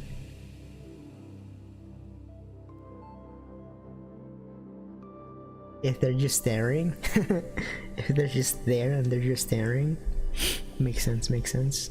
You gotta stare back at them. If our troops are no more in number than the enemy, that is simply sufficient. It only means that no direct attack can be made. What can we do is simply concentrate our available strength, keep a close watch on the enemy, and obtain reinforcements. He who exercises no forethought but makes light of his opponents are sure to be captured by them. My mouth is getting very slur,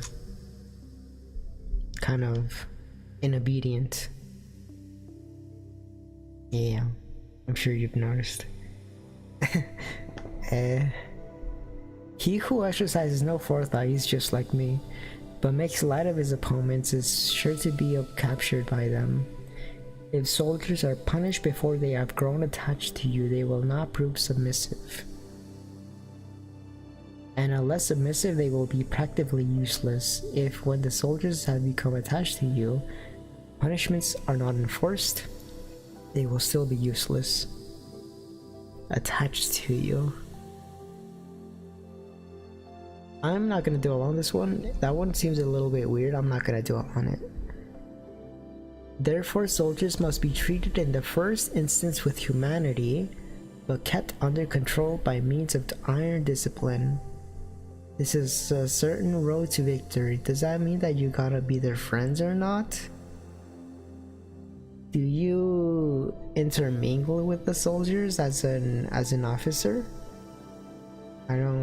It's a little unclear to me. If in training soldiers' commands are habitually enforced, the army will be well disciplined. If not, its discipline will be bad. If a general shows confidence in his men but always insists on his orders being obeyed, the gain will be mutual. The real friends are the ones that made it back from the 6-month campaign. I don't know about that one. You could rephrase it to, well, I guess real friends. You can't be a real friend if you're not alive, right? Well, yeah, sure, I guess. Okay, you know what? Yeah, okay. I will accept this comment. If a general shows confidence in his men but always insists on his orders being obeyed, the gain will be mutual. Okay. X. Terrain. Terrain! I feel like this is a really important one. Terrain is. Sun Tzu said, we may distinguish 6 kinds of terrain, to wit. Accessible ground. Entangling ground. Temporizing ground. Narrow passes, precipitous heights, positions at the great distance from the enemy. Ground which can be freely traversed by certified sides is accessible. With regard to the ground of this nature, before the enemy in occupying the raised and sunny spots, and be carefully lined of your guards of supplies. Then you will be able to fight with an advantage. Ground which can be abandoned but is hard to reoccupy is called entangling. I see. From this position of sorts, if the enemy is unprepared, you may sally forth and defeat him. But if the enemy is prepared for your coming, if you fail to defeat him, in return being impossible, disaster will ensue. So be sure that you can defeat your enemy that is unprepared. But if the enemy is prepared for you, and you don't defeat him, defeat is inevitable. When the position is such that neither side will gain by making the first move, it is called temporizing ground. When the position is such that neither side will gain by making the first move, it is called temporizing ground. In a position of this sort, even though the enemy should offer us an attractive bait, it is to be advisable not to serve both, but that is to retreat. Don't take the bait. Don't take the bait. Make them go first. Make them go first. With regard to narrow passes, if you can occupy them first, be strongly advised, garrison and white being out of the With regard to narrow passes, if you can occupy them first, we now let them reload. It's a stronghold basically. Narrow passes are a stronghold. Take it as if it were a defensive point, and do not give it up to the enemy. Should the army forestall you in occupying a pass, do not go after him if the pass is fully garrisoned, but only if it is weakly garrisoned. Do not contest passes. With regard to precipitous heights, if you are beforehand with your adversary, you should occupy the raised and sunny spots and be there, wait for him to come up. You have the high ground. You have an advantage. If the enemy has occupied them before you, do not follow him but retreat and try to entice him away. If your enemy has the high ground, make them give up that high ground. If you are situated at a great distance from the enemy and the strength of two armies is equal, it is not easy to provoke a battle, and the fighting will be to your disadvantage.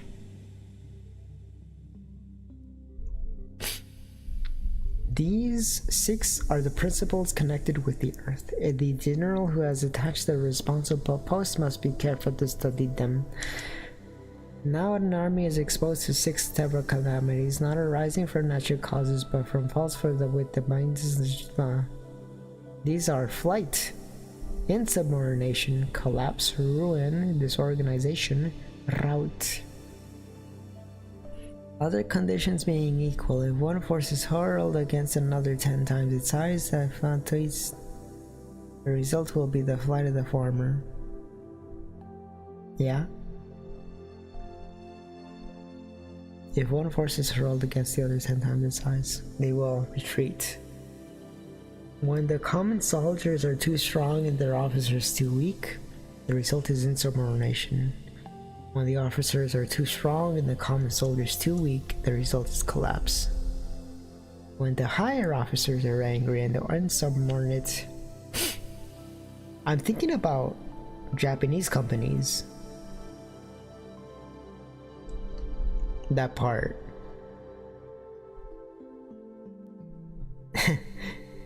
When the higher officers are angry and insubordinate,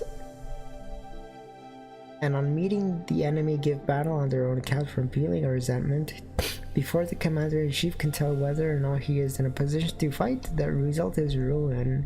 Keep your soldiers, your officers in check. When the general is weak and without authority, when his orders are not clear and distinct, when there are no fixed duties assigned to officers and men, and ranks are formed in a slovenly, disorderly manner, deserts with only the disorganization. Keep your men organized so that they may be ready for anything. When a general, unable to estimate the enemy's strength, allows an inferior force to engage a larger one, or hurls a weak detachment against a powerful one, neglects to place picked soldiers in the front rank, the result must be rout. I didn't even understand that one. I just read that one in one ear. When a general, unable to estimate the enemy's strength, allows an inferior force to engage a larger one, or hurls a weak detachment against a powerful one, and neglects to pick pace soldiers at the front of the rank, I'm moving on, I don't get it. There are 6 ways of defeating court. There are 6 ways of courting defeat, which must be carefully noted by the general who has attained the responsible post. Yeah, there's 6 ways. Yeah. Oh, those 6 ways. Yeah. These are 6 ways. Oh, these are 6 ways. I read that as hold on. If I rest, I'm gonna fall asleep. No rest.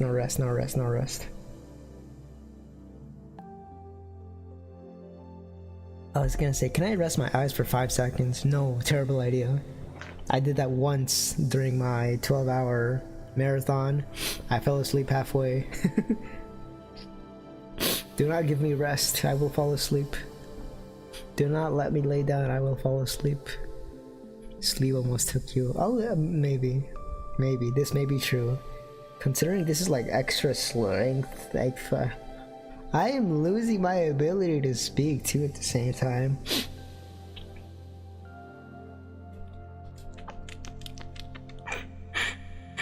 And also, like, the more tired I get, the more, like, I don't know how to describe it. My nose gets very stuffy, I guess, when I'm sleepy.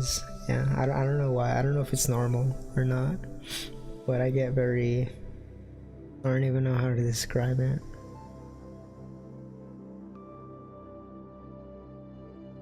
I also shouldn't be soggy though. I shouldn't be drinking more of the sleep tea. I'm on like my 2nd cup right now, and it's like 24 ounces each cup this is, so I'm like, at the end of it, it's gonna be like four cups of tea, I think. 4 cups of sleep tea that I'm on for something. Wake yourself up with some soda. No, the soda's gonna like actually make me stay up for 6 hours. I tried soda the other day. I was like actually falling asleep on the kitchen table. I had some soda and I was awake for 6 hours, maybe 7. So I learned the power of caffeine that day. I'm not gonna drink soda. I'm gonna be awake till like until dawn probably. I'm not gonna sleep no soda. Did I just subliminally? I'm not gonna sleep no soda. I meant drink. There's something wrong with me. It's okay. The natural formation of the country is the soldier's best ally. Yes, but the power of estimating the adversary, so depressed.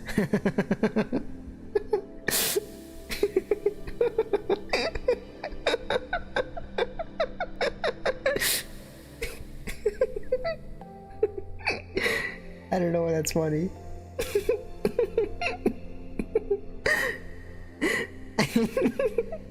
I don't know why that's funny.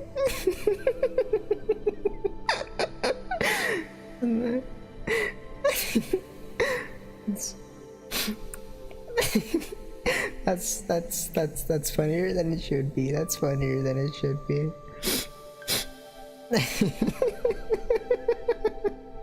Okay, hold on, wait.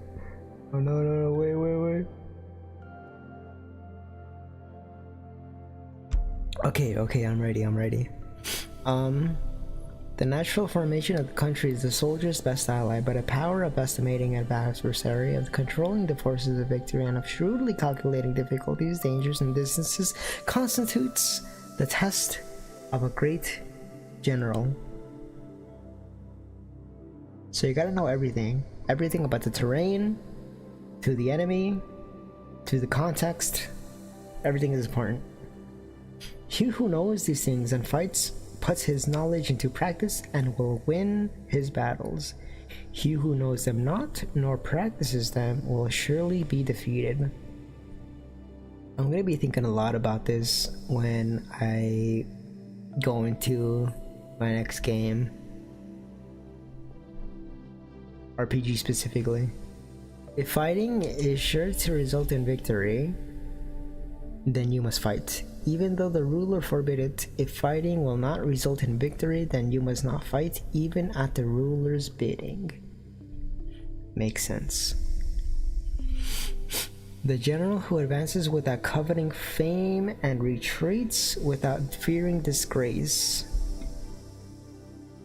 whose only thought is to protect his country and do good service for his sovereign, is the jewel of the kingdom. I like that.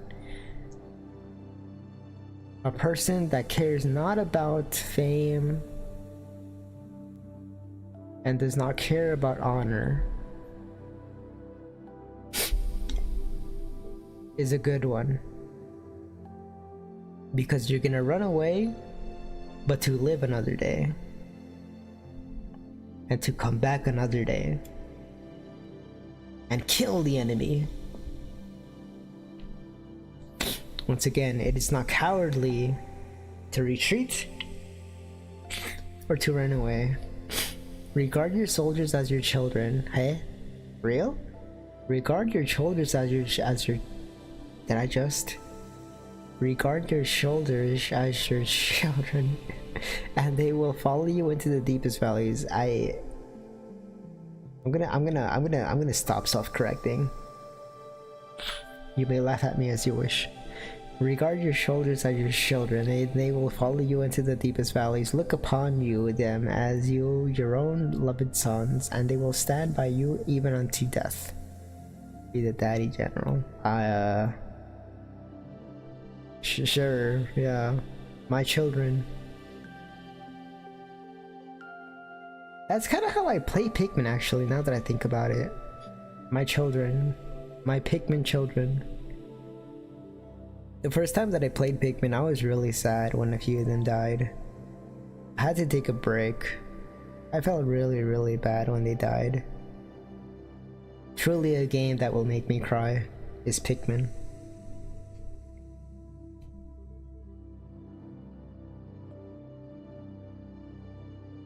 If, however, you are indulgent but unable to make your authority felt, kind-hearted but unable to enforce your commands, and incapable, moreover, of quelling disorder, then your soldiers must be likened to spoiled children, and they are useless for any practical purpose. So basically, be a good parent to your soldiers, and do not spoil them. If we know that our own men are in a condition to attack,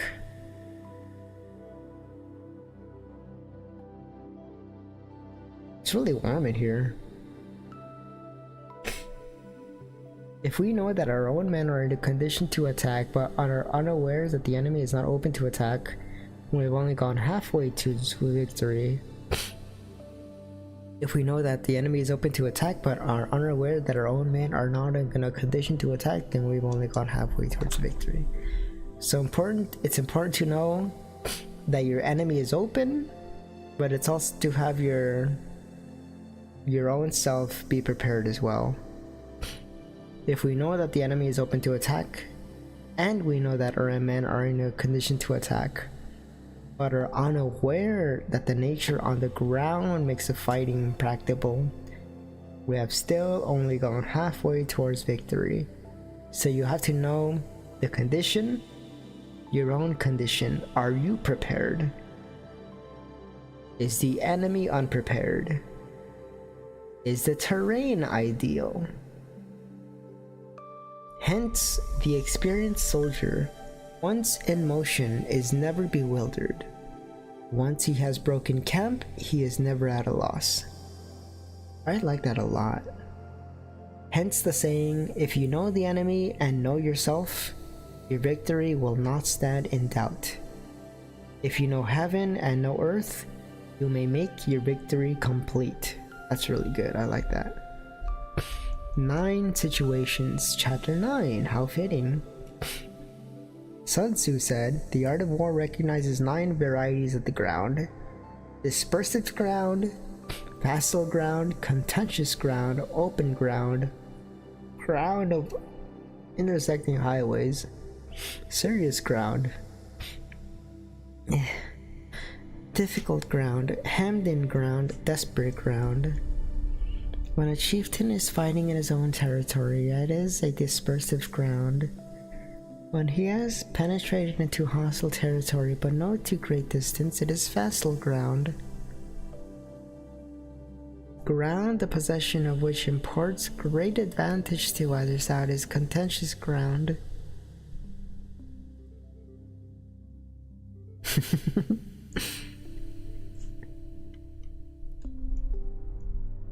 Oh, I see, okay. Ground on which each side has liberty of movement is open ground. Ground which forms the key to 3 contiguous states, so that he who occupies it first has the most of the empire at his command. It is a ground of the intersecting highways. When an army has penetrated into the heart of a hostile country, leaving the number of fortified cities in his rear is serious ground. When an enemy has penetrated into the heart of a hostile country, and cities are behind you fortified, it is serious ground. Mountain forests, rugged steeps, and marshes and ferns? All ground that is hard to traverse. This is difficult ground. Yes, makes sense. Ground which is reached through narrow gorges and from which we can only retire by tortuous paths, so that a small number of the enemy would suffice to crush a large body of our men. Hemmed in ground, wherein you'd be trapped if you go backwards. Ground on which we can only be saved from destruction by fighting without delay is desperate ground. On dispersive ground, therefore, fight not. On vassal ground, halt not. On contentious ground, attack not. On open ground, do not try to block the enemy's way. On the ground of intersecting highways, join hands with your allies. Holding hands with the homies. On serious ground, gather and plunder. In difficult ground, keep steadily on the march. Do not retreat. Okay. In hemmed-in ground, when retreating would be disadvantageous, resort to stratagem. On desperate ground, fight. Those who were called skillful leaders of old knew how to drive a wedge between the enemy's front and rear to prevent cooperation between his large and small divisions, to hinder the good troops from rescuing the bad and officers from rallying their men. When the enemy's men were united, they managed to keep them in disorder. When it was to their advantage, they made a forward move. Otherwise, they stopped still. If asked how to cope with the great host of the enemy in orderly array and on the point of marching to the attack, I should say, begin by seizing something which your opponent holds dear, then he will be amenable to your will. Rapidity is the essence of war. Take advantage of the enemy's unreadiness, make your way by unexpected routes, and attack unguarded spots. Make sense? The following are the principles to be observed by an invading force. The further you penetrate into a country, the greater will be the solidarity of your troops, and thus the defenders will not prevail against you. Make forays in fertile country in order to supply your army with food. Carefully study the well-meaning of your men and do not overtax them. Concentrate the enemy and hoard your strength. Keep your army continually on the move and devise unfathomable plans. Become unpredictable. Throw your soldiers into position from where there is no escape, and they will prefer death to flight. If they will face death, there is nothing they may not achieve. This is the case of the trapped rat.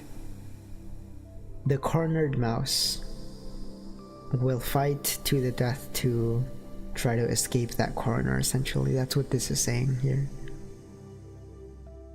Throw your soldiers into positions from where there is no escape, and they will prefer fight over flight. Officers and men alike will put forth their uttermost strength. Soldiers when in desperate straits lose the sense of fear. If there is no place of refuge, they will stand firm. If they are in hostile country, they will show a stubborn front. If there is no help for it, they will fight hard. I like it. Thus, without waiting to be marshaled, the soldiers will be constantly on the... What? The hell is this? Qui-vive. Qui-vive. As in, like, this is French. As in... to live, basically. The will to live. The soldiers will be constantly on the will to live. Without waiting to be asked, they will do your will. Without restrictions, they will be faithful. Without giving orders, they can be trusted. Prohibit the taking of omens and do away with superstitious doubts. Then, until death comes itself, no calamity need be feared. Do not be superstitious. In battle. Outside of battle, sure. If our soldiers are not overburdened with money, it is not because they have distaste for riches. If their lives are not unduly long, it is not because they are disinclined to longevity. I don't get it. Moving on. On the day they are ordered out of battle, your soldiers may weep. Those sitting up bedewing their garments, and those lying down, let the tears run down their cheeks. But let them be brought once to bay, and they will display the courage of a Chu or a K. The skillful tactician may be likened to a shuaijian. Now that the shuaijian is a snake that is found in the Chung Mountains, strike at its head and you will be attacked by its tail. Strike at its tail and you will be attacked by its head. Strike at its middle and you will be attacked by both head and tail. Asked if an army can be made to imitate the Shujan, I should answer yes.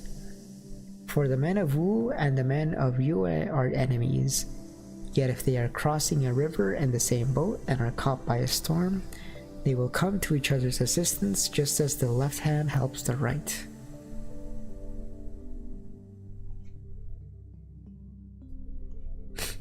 I don't get it.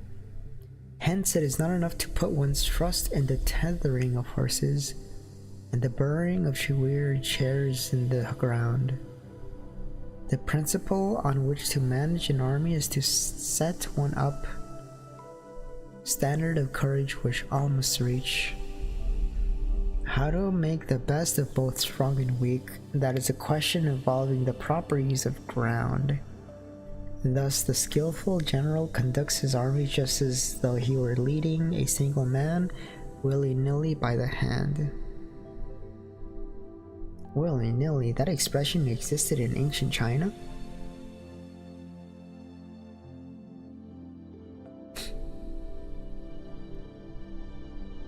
I see.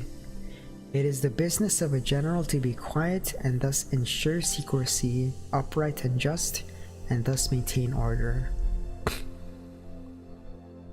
Localization. I believe it.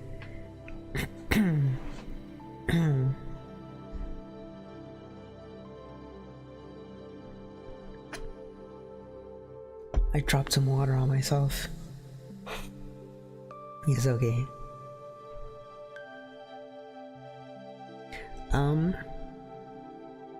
He must be able to mystify his officers and men by falsifying reports and appearances, and thus keep them in total ignorance.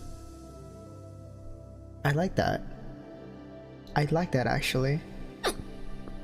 It is not enough to misdirection your enemies, but you must misdirection your own men as well, so that no one knows what you're doing at all. I like that. By altering his arrangements and changing his plans, he keeps the enemy without definite knowledge. Yeah. By shifting his camp and taking... There it is again. Damn it.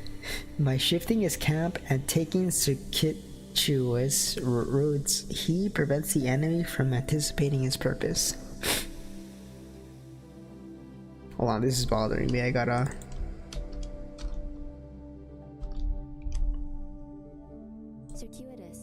Circuitous.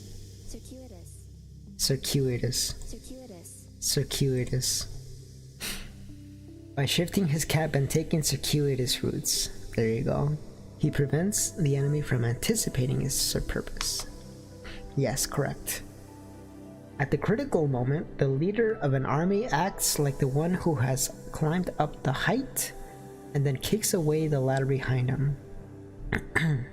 He carries his men deep into hostile territory before he shows his hand. Yes, yes. Yeah.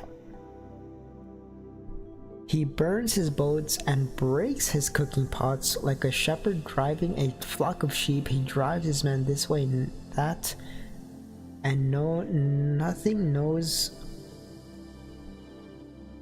whither he's going. Whither? Wait. If whence means from where, then whither means... Huh? I forget. I'm moving on, it's okay.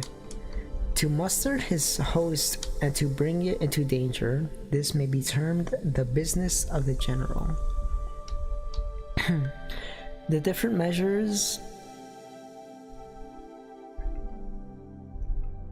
measures suited to the 9 varieties of the ground, the expediency of aggressive or defensive tactics, and the fundamental laws of human nature. These are things that must certainly be studied. Yeah. When invading hostile territory, the general principle is that penetrating deeply brings cohesion. Penetrating a short way means dispersion. So commit, you gotta commit. Fully commit and do not half-ass your invasion. When you leave your own country behind, take your army across neighborhood territory, you find yourself on critical ground.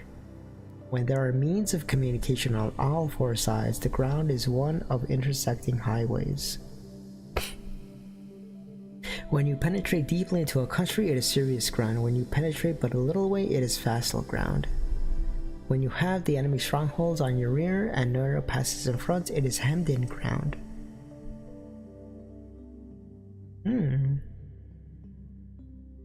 Oh, I see. If you haven't taken the enemy strongholds, it is hemmed in ground. When there is no place of refuge at all, it is desperate ground. Therefore, on dispersive ground, I would inspire my men with a unity of purpose. On facile ground, I would see that there is close connection between all parts of my army. On contentious ground, I would hurry up my rear. On open ground, I would keep a vigilant eye on my defenses. On ground of intersecting highways, I would consolidate my alliances. On serious ground, I would try to ensure a continuous stream of supplies. On difficult ground, I would keep pushing along on the road, of course. On hemmed-in ground, I would block away any way of retreat. On desperate ground, I would proclaim my soldiers the hopelessness of saving their lives.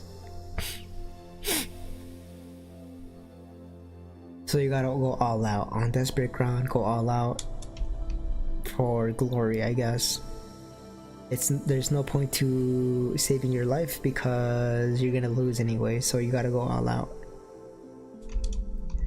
For it is the soldier's disposition to offer an obstinate resistance when surrounded, to fight hard when he cannot help himself, and to obey promptly when he has fallen into danger.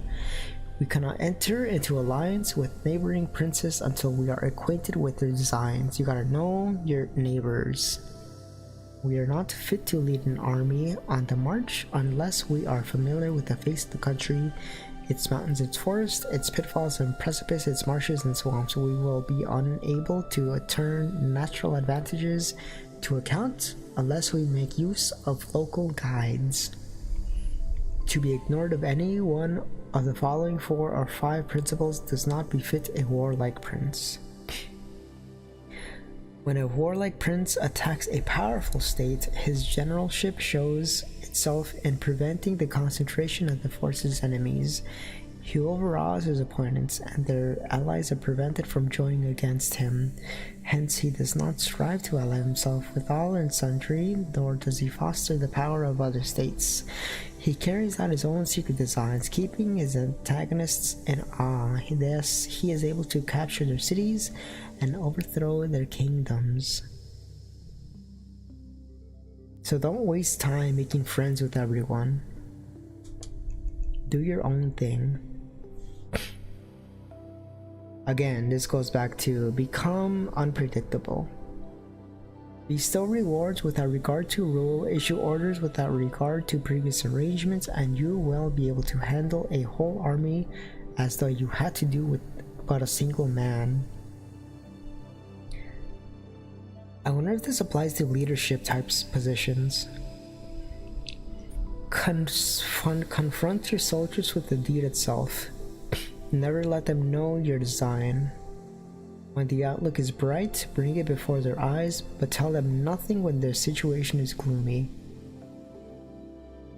Oh, okay, so when you know you're about to win, you can tell your soldiers about the plan, because you're about to win anyways. But when it's uncertain whether you're gonna win, don't tell them anything, because they could give up information. Or maybe it'll dishearten them or stuff like that, and they'll lose motivation, and you'll lose control of your army. Place your army in deadly peril and it will survive. Plunge it into desperate straits and it will come off in safety. Desperation is what makes them fight harder. For it is precisely when a force has fallen into harm's way that it is capable of striking a blow for victory. Yeah. The cornered rat, the cornered mouse is much more stronger. Success in warfare is gained by carefully accommodating ourselves to the enemy's purpose. So adapt to the enemy. By persistently hanging on to the enemy's flank, we shall succeed in the long run in killing the commander-in-chief. This is called ability to accomplish a thing by sheer cunning. Whoa. On the day that you would take up your command, block the frontier passes, destroy the official tallies, and stop the passage of all emissaries. Be stern to the council chamber so that you may control the situation. If the enemy leaves the door open, you must rush in. Rush in? No Russian. Forestall your opponent by seizing when he holds the ear and subtly contrive to time his arrival on the ground. Walk in the path defined by rule and accommodate yourself to the enemy until you can fight a decisive battle. At first, then, exhibit the coyness of a maiden, until the enemy gives you an opening. Afterwards, emulate the rapidity of a running hare, and it will be too late for the enemy to oppose you again. Quick and decisive. Chapter 13, Attack by Fire. Sun Tzu said there are 5 ways of attacking with fire. The first is to burn soldiers in their camp. The second is to burn stores, burn baggage trains, burn arsenals and magazines. What type of magazines? and to hurl dropping fire amongst the enemy. In order to carry out an attack, we must have means available. The material for raising fire should always be kept in readiness. Always be ready to have fire. Always be ready for fire. Always have fire available. Always carry a lighter with you.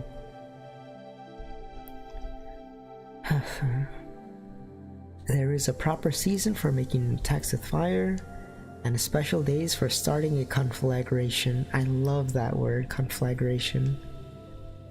I learned that word from Japanese. The kanji for conflagration is two fires on top of each other. It's fire on top of fire is the kanji for conflagration, I believe. Let me check actually. Jisho. Conflagration.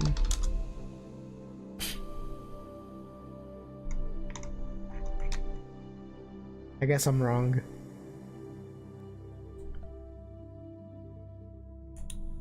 Oh, you can't even see it. Well, here it is right here.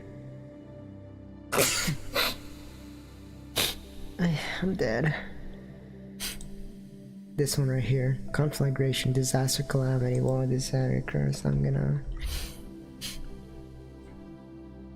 I think I sneezed out my consciousness. I am suddenly sleepy again. Give me a second. No seconds. No seconds will be allowed, or else I'm gonna fall asleep. I'm not allowed to rest. In attacking with fire, one should be prepared to meet 5 possible developments.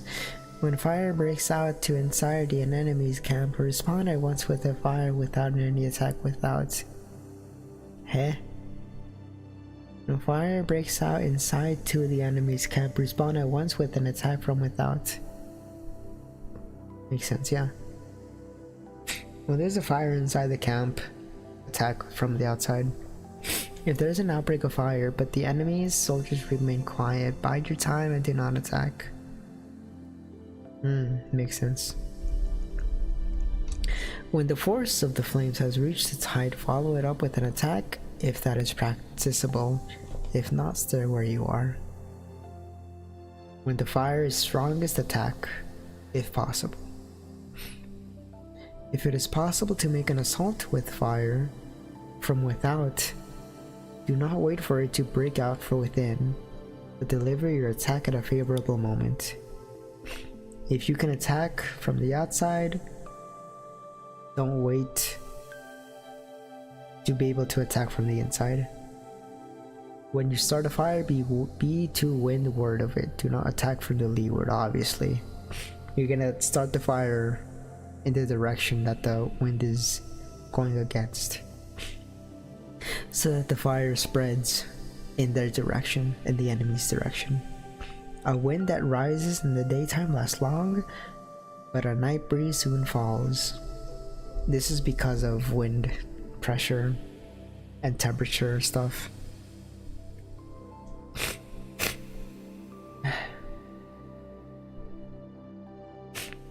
Me being sniffly just means that I'm tired. I'm not sick or anything. I'm not crying or anything. I'm just tired. I get like this when I'm tired.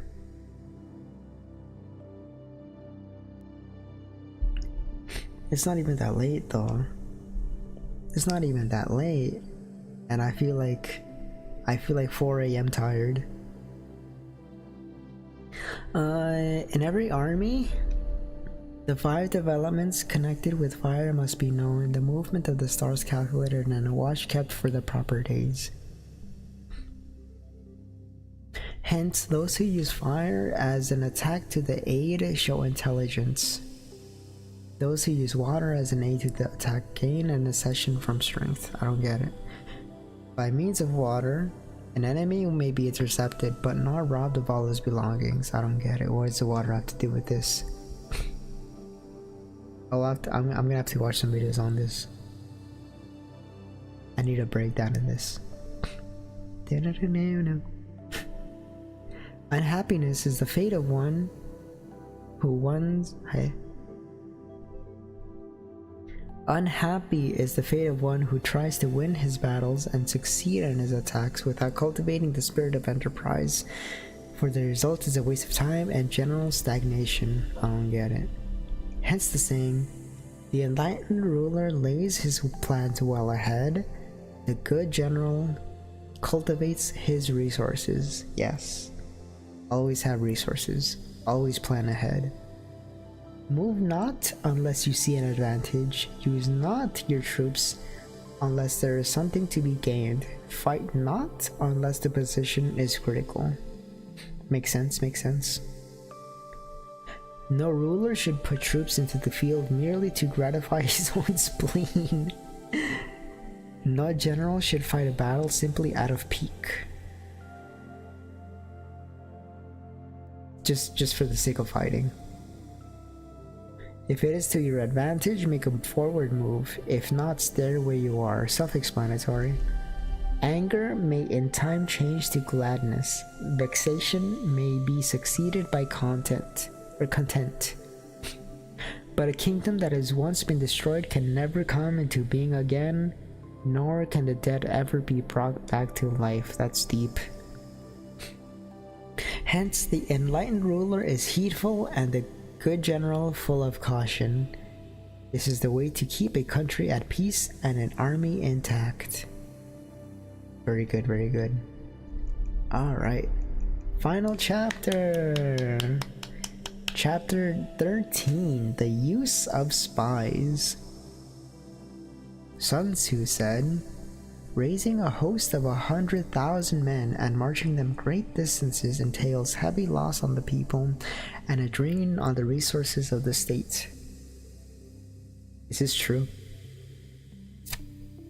Raising a host of 100,000 men and marching them great distances entails heavy loss on the people and a drain on the resources of the state. The daily expenditure will amount to 1,000 ounces of silver.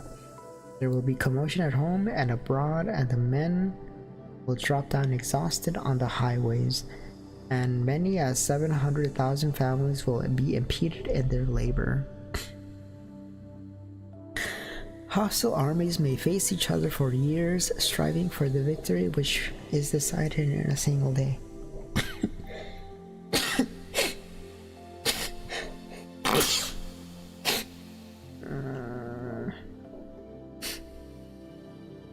No rest.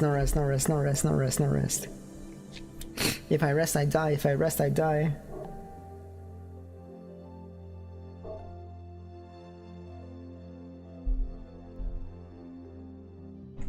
I'm 4 cups into the tea. I'm 4 cups into the sleep tea. I am so ready to knock out. Commotion at home and abroad, and men will drop down exhausted on the ways. And I already read that. Hostile armies may face each other for years, striving for the victory which is decided in a single day. Yeah. This being so, to remain in ignorance of the days of the enemy's condition simply because of one grudges the outlay of 100 ounces of silver in honors and I've never seen this word in my life.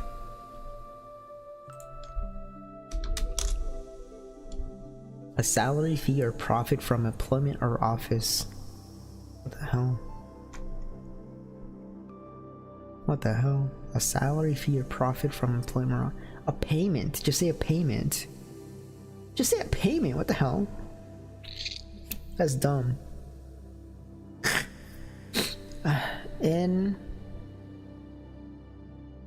I'm skipping it. I don't care. One who acts thus is no leader of men, no present help to his sovereignty, no master of victory. Thus what enables the wise sovereign and the good general to strike and conquer, to achieve things beyond the reach of ordinary men, is foreknowledge. Huh? Thus what enables the wise sovereign and the good general to strike and conquer, to achieve, is foreknowledge. Okay. Again, be knowledgeable. Know the enemy, know yourself, know the terrain, know the context. I'm dying. Now, this foreknowledge cannot be elicited from experience. It cannot be attained inductively from experience, nor by any deductive calculations. Real?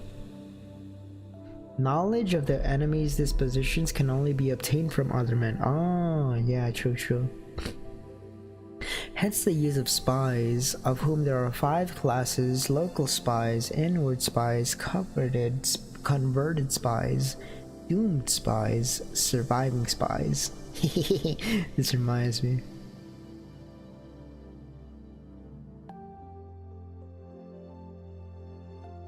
Hold on. I'm winding up. I'm winding up. Big spies. Small spies. Curvaceous spies.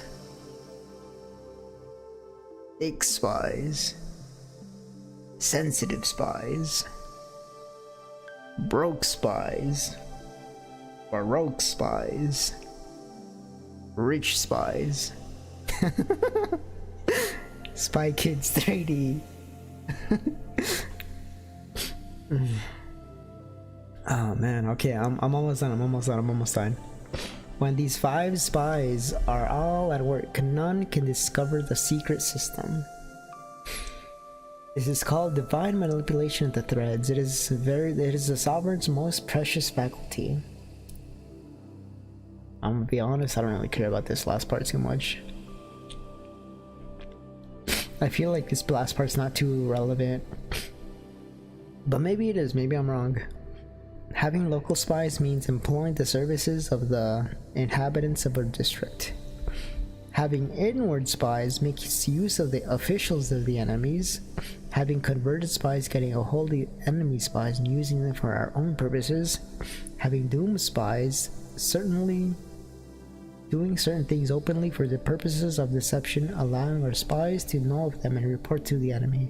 Oh, yeah. So giving them fake information, I see. Surviving spies, finally, are those who bring back news from the enemy's camp. As opposed to dead spies.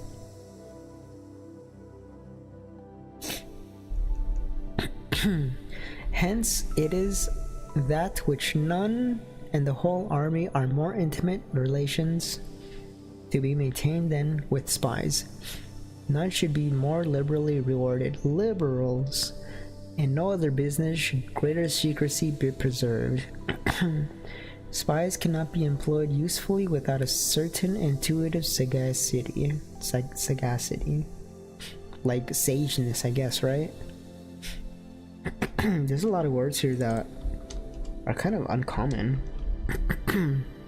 The quality of being sagacious. Thank you. Very cool. Shrewd. Sharp or sharp powers. Astute. All these really weird words. I'm gonna say, yeah, just like smart, basically, is what it means. Clever. They cannot be managed properly without benevolence and straightforwardness. Without subtle ingenuity of the mind, one cannot make certain of the truth of the reports. Be subtle, and use your spies for every kind of business. If the secret piece of news is divulged by a spy before the time is ripe, he must be put to death together with the man to whom the secret was told.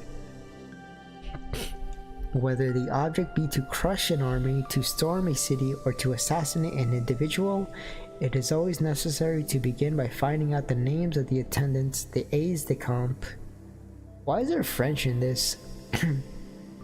The doorkeepers and sentries of the general in command. Our spies must be commissioned to ascertain these.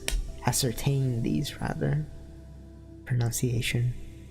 The enemy spies who have come to spy on us must be sought out, tempted with bribes, led away, and comfortably housed.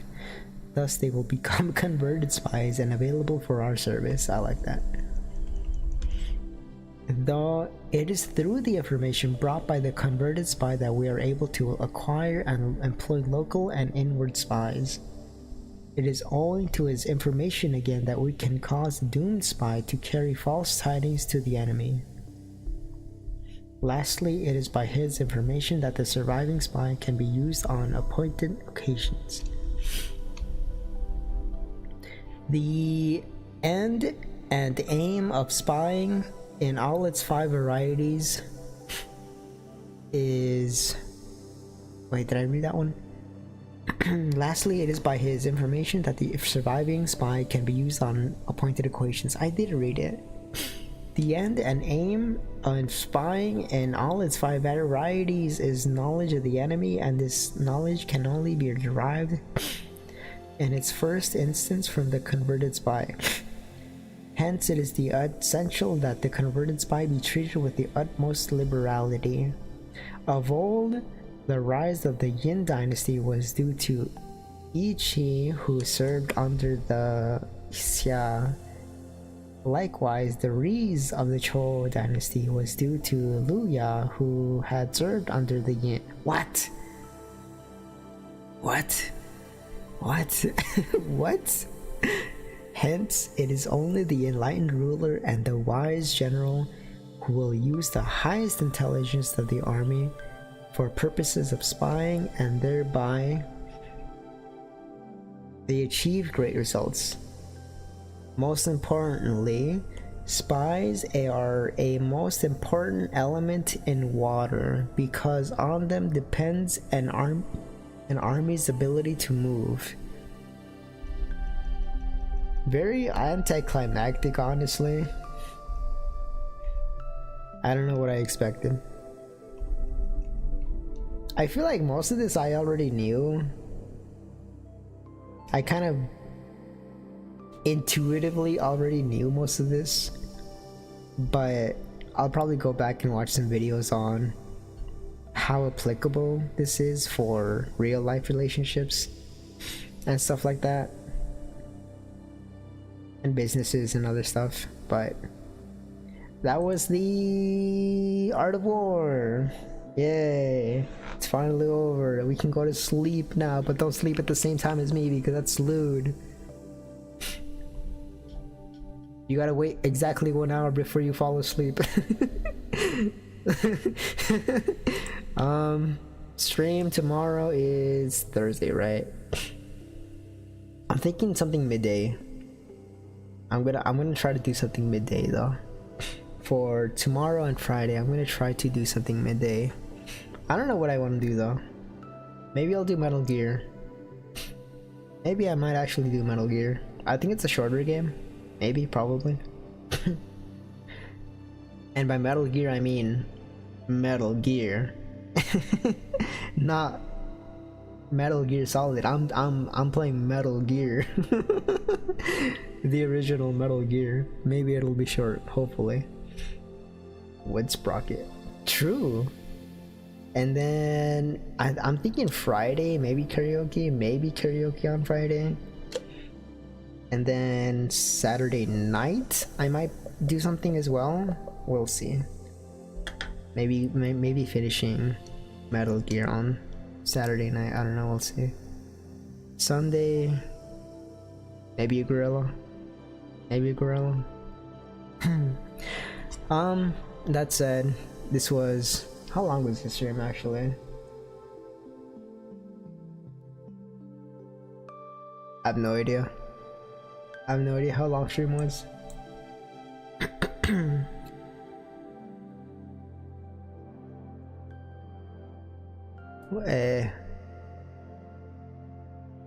Doesn't matter, it's okay. I'm gonna finish this tea and I'm going to sleep so that I can keep up my I'm on day 1. I'm once again on day 1 of getting up early, because yesterday I ended up falling asleep at 5 o'clock in the morning.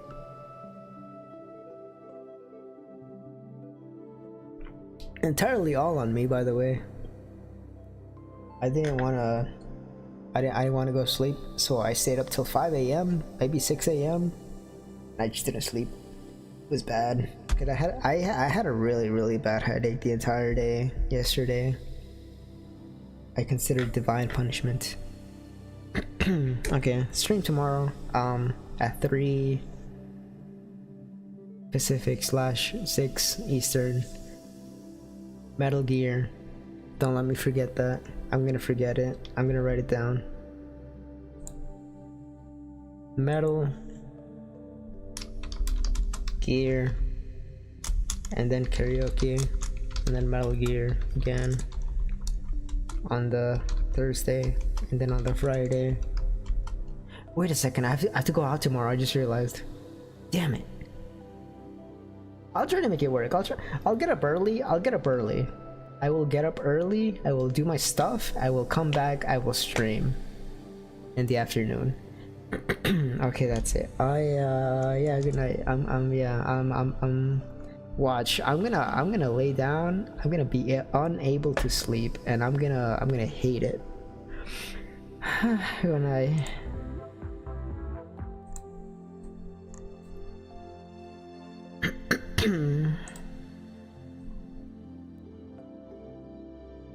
Oh, I see. Atsukarasen.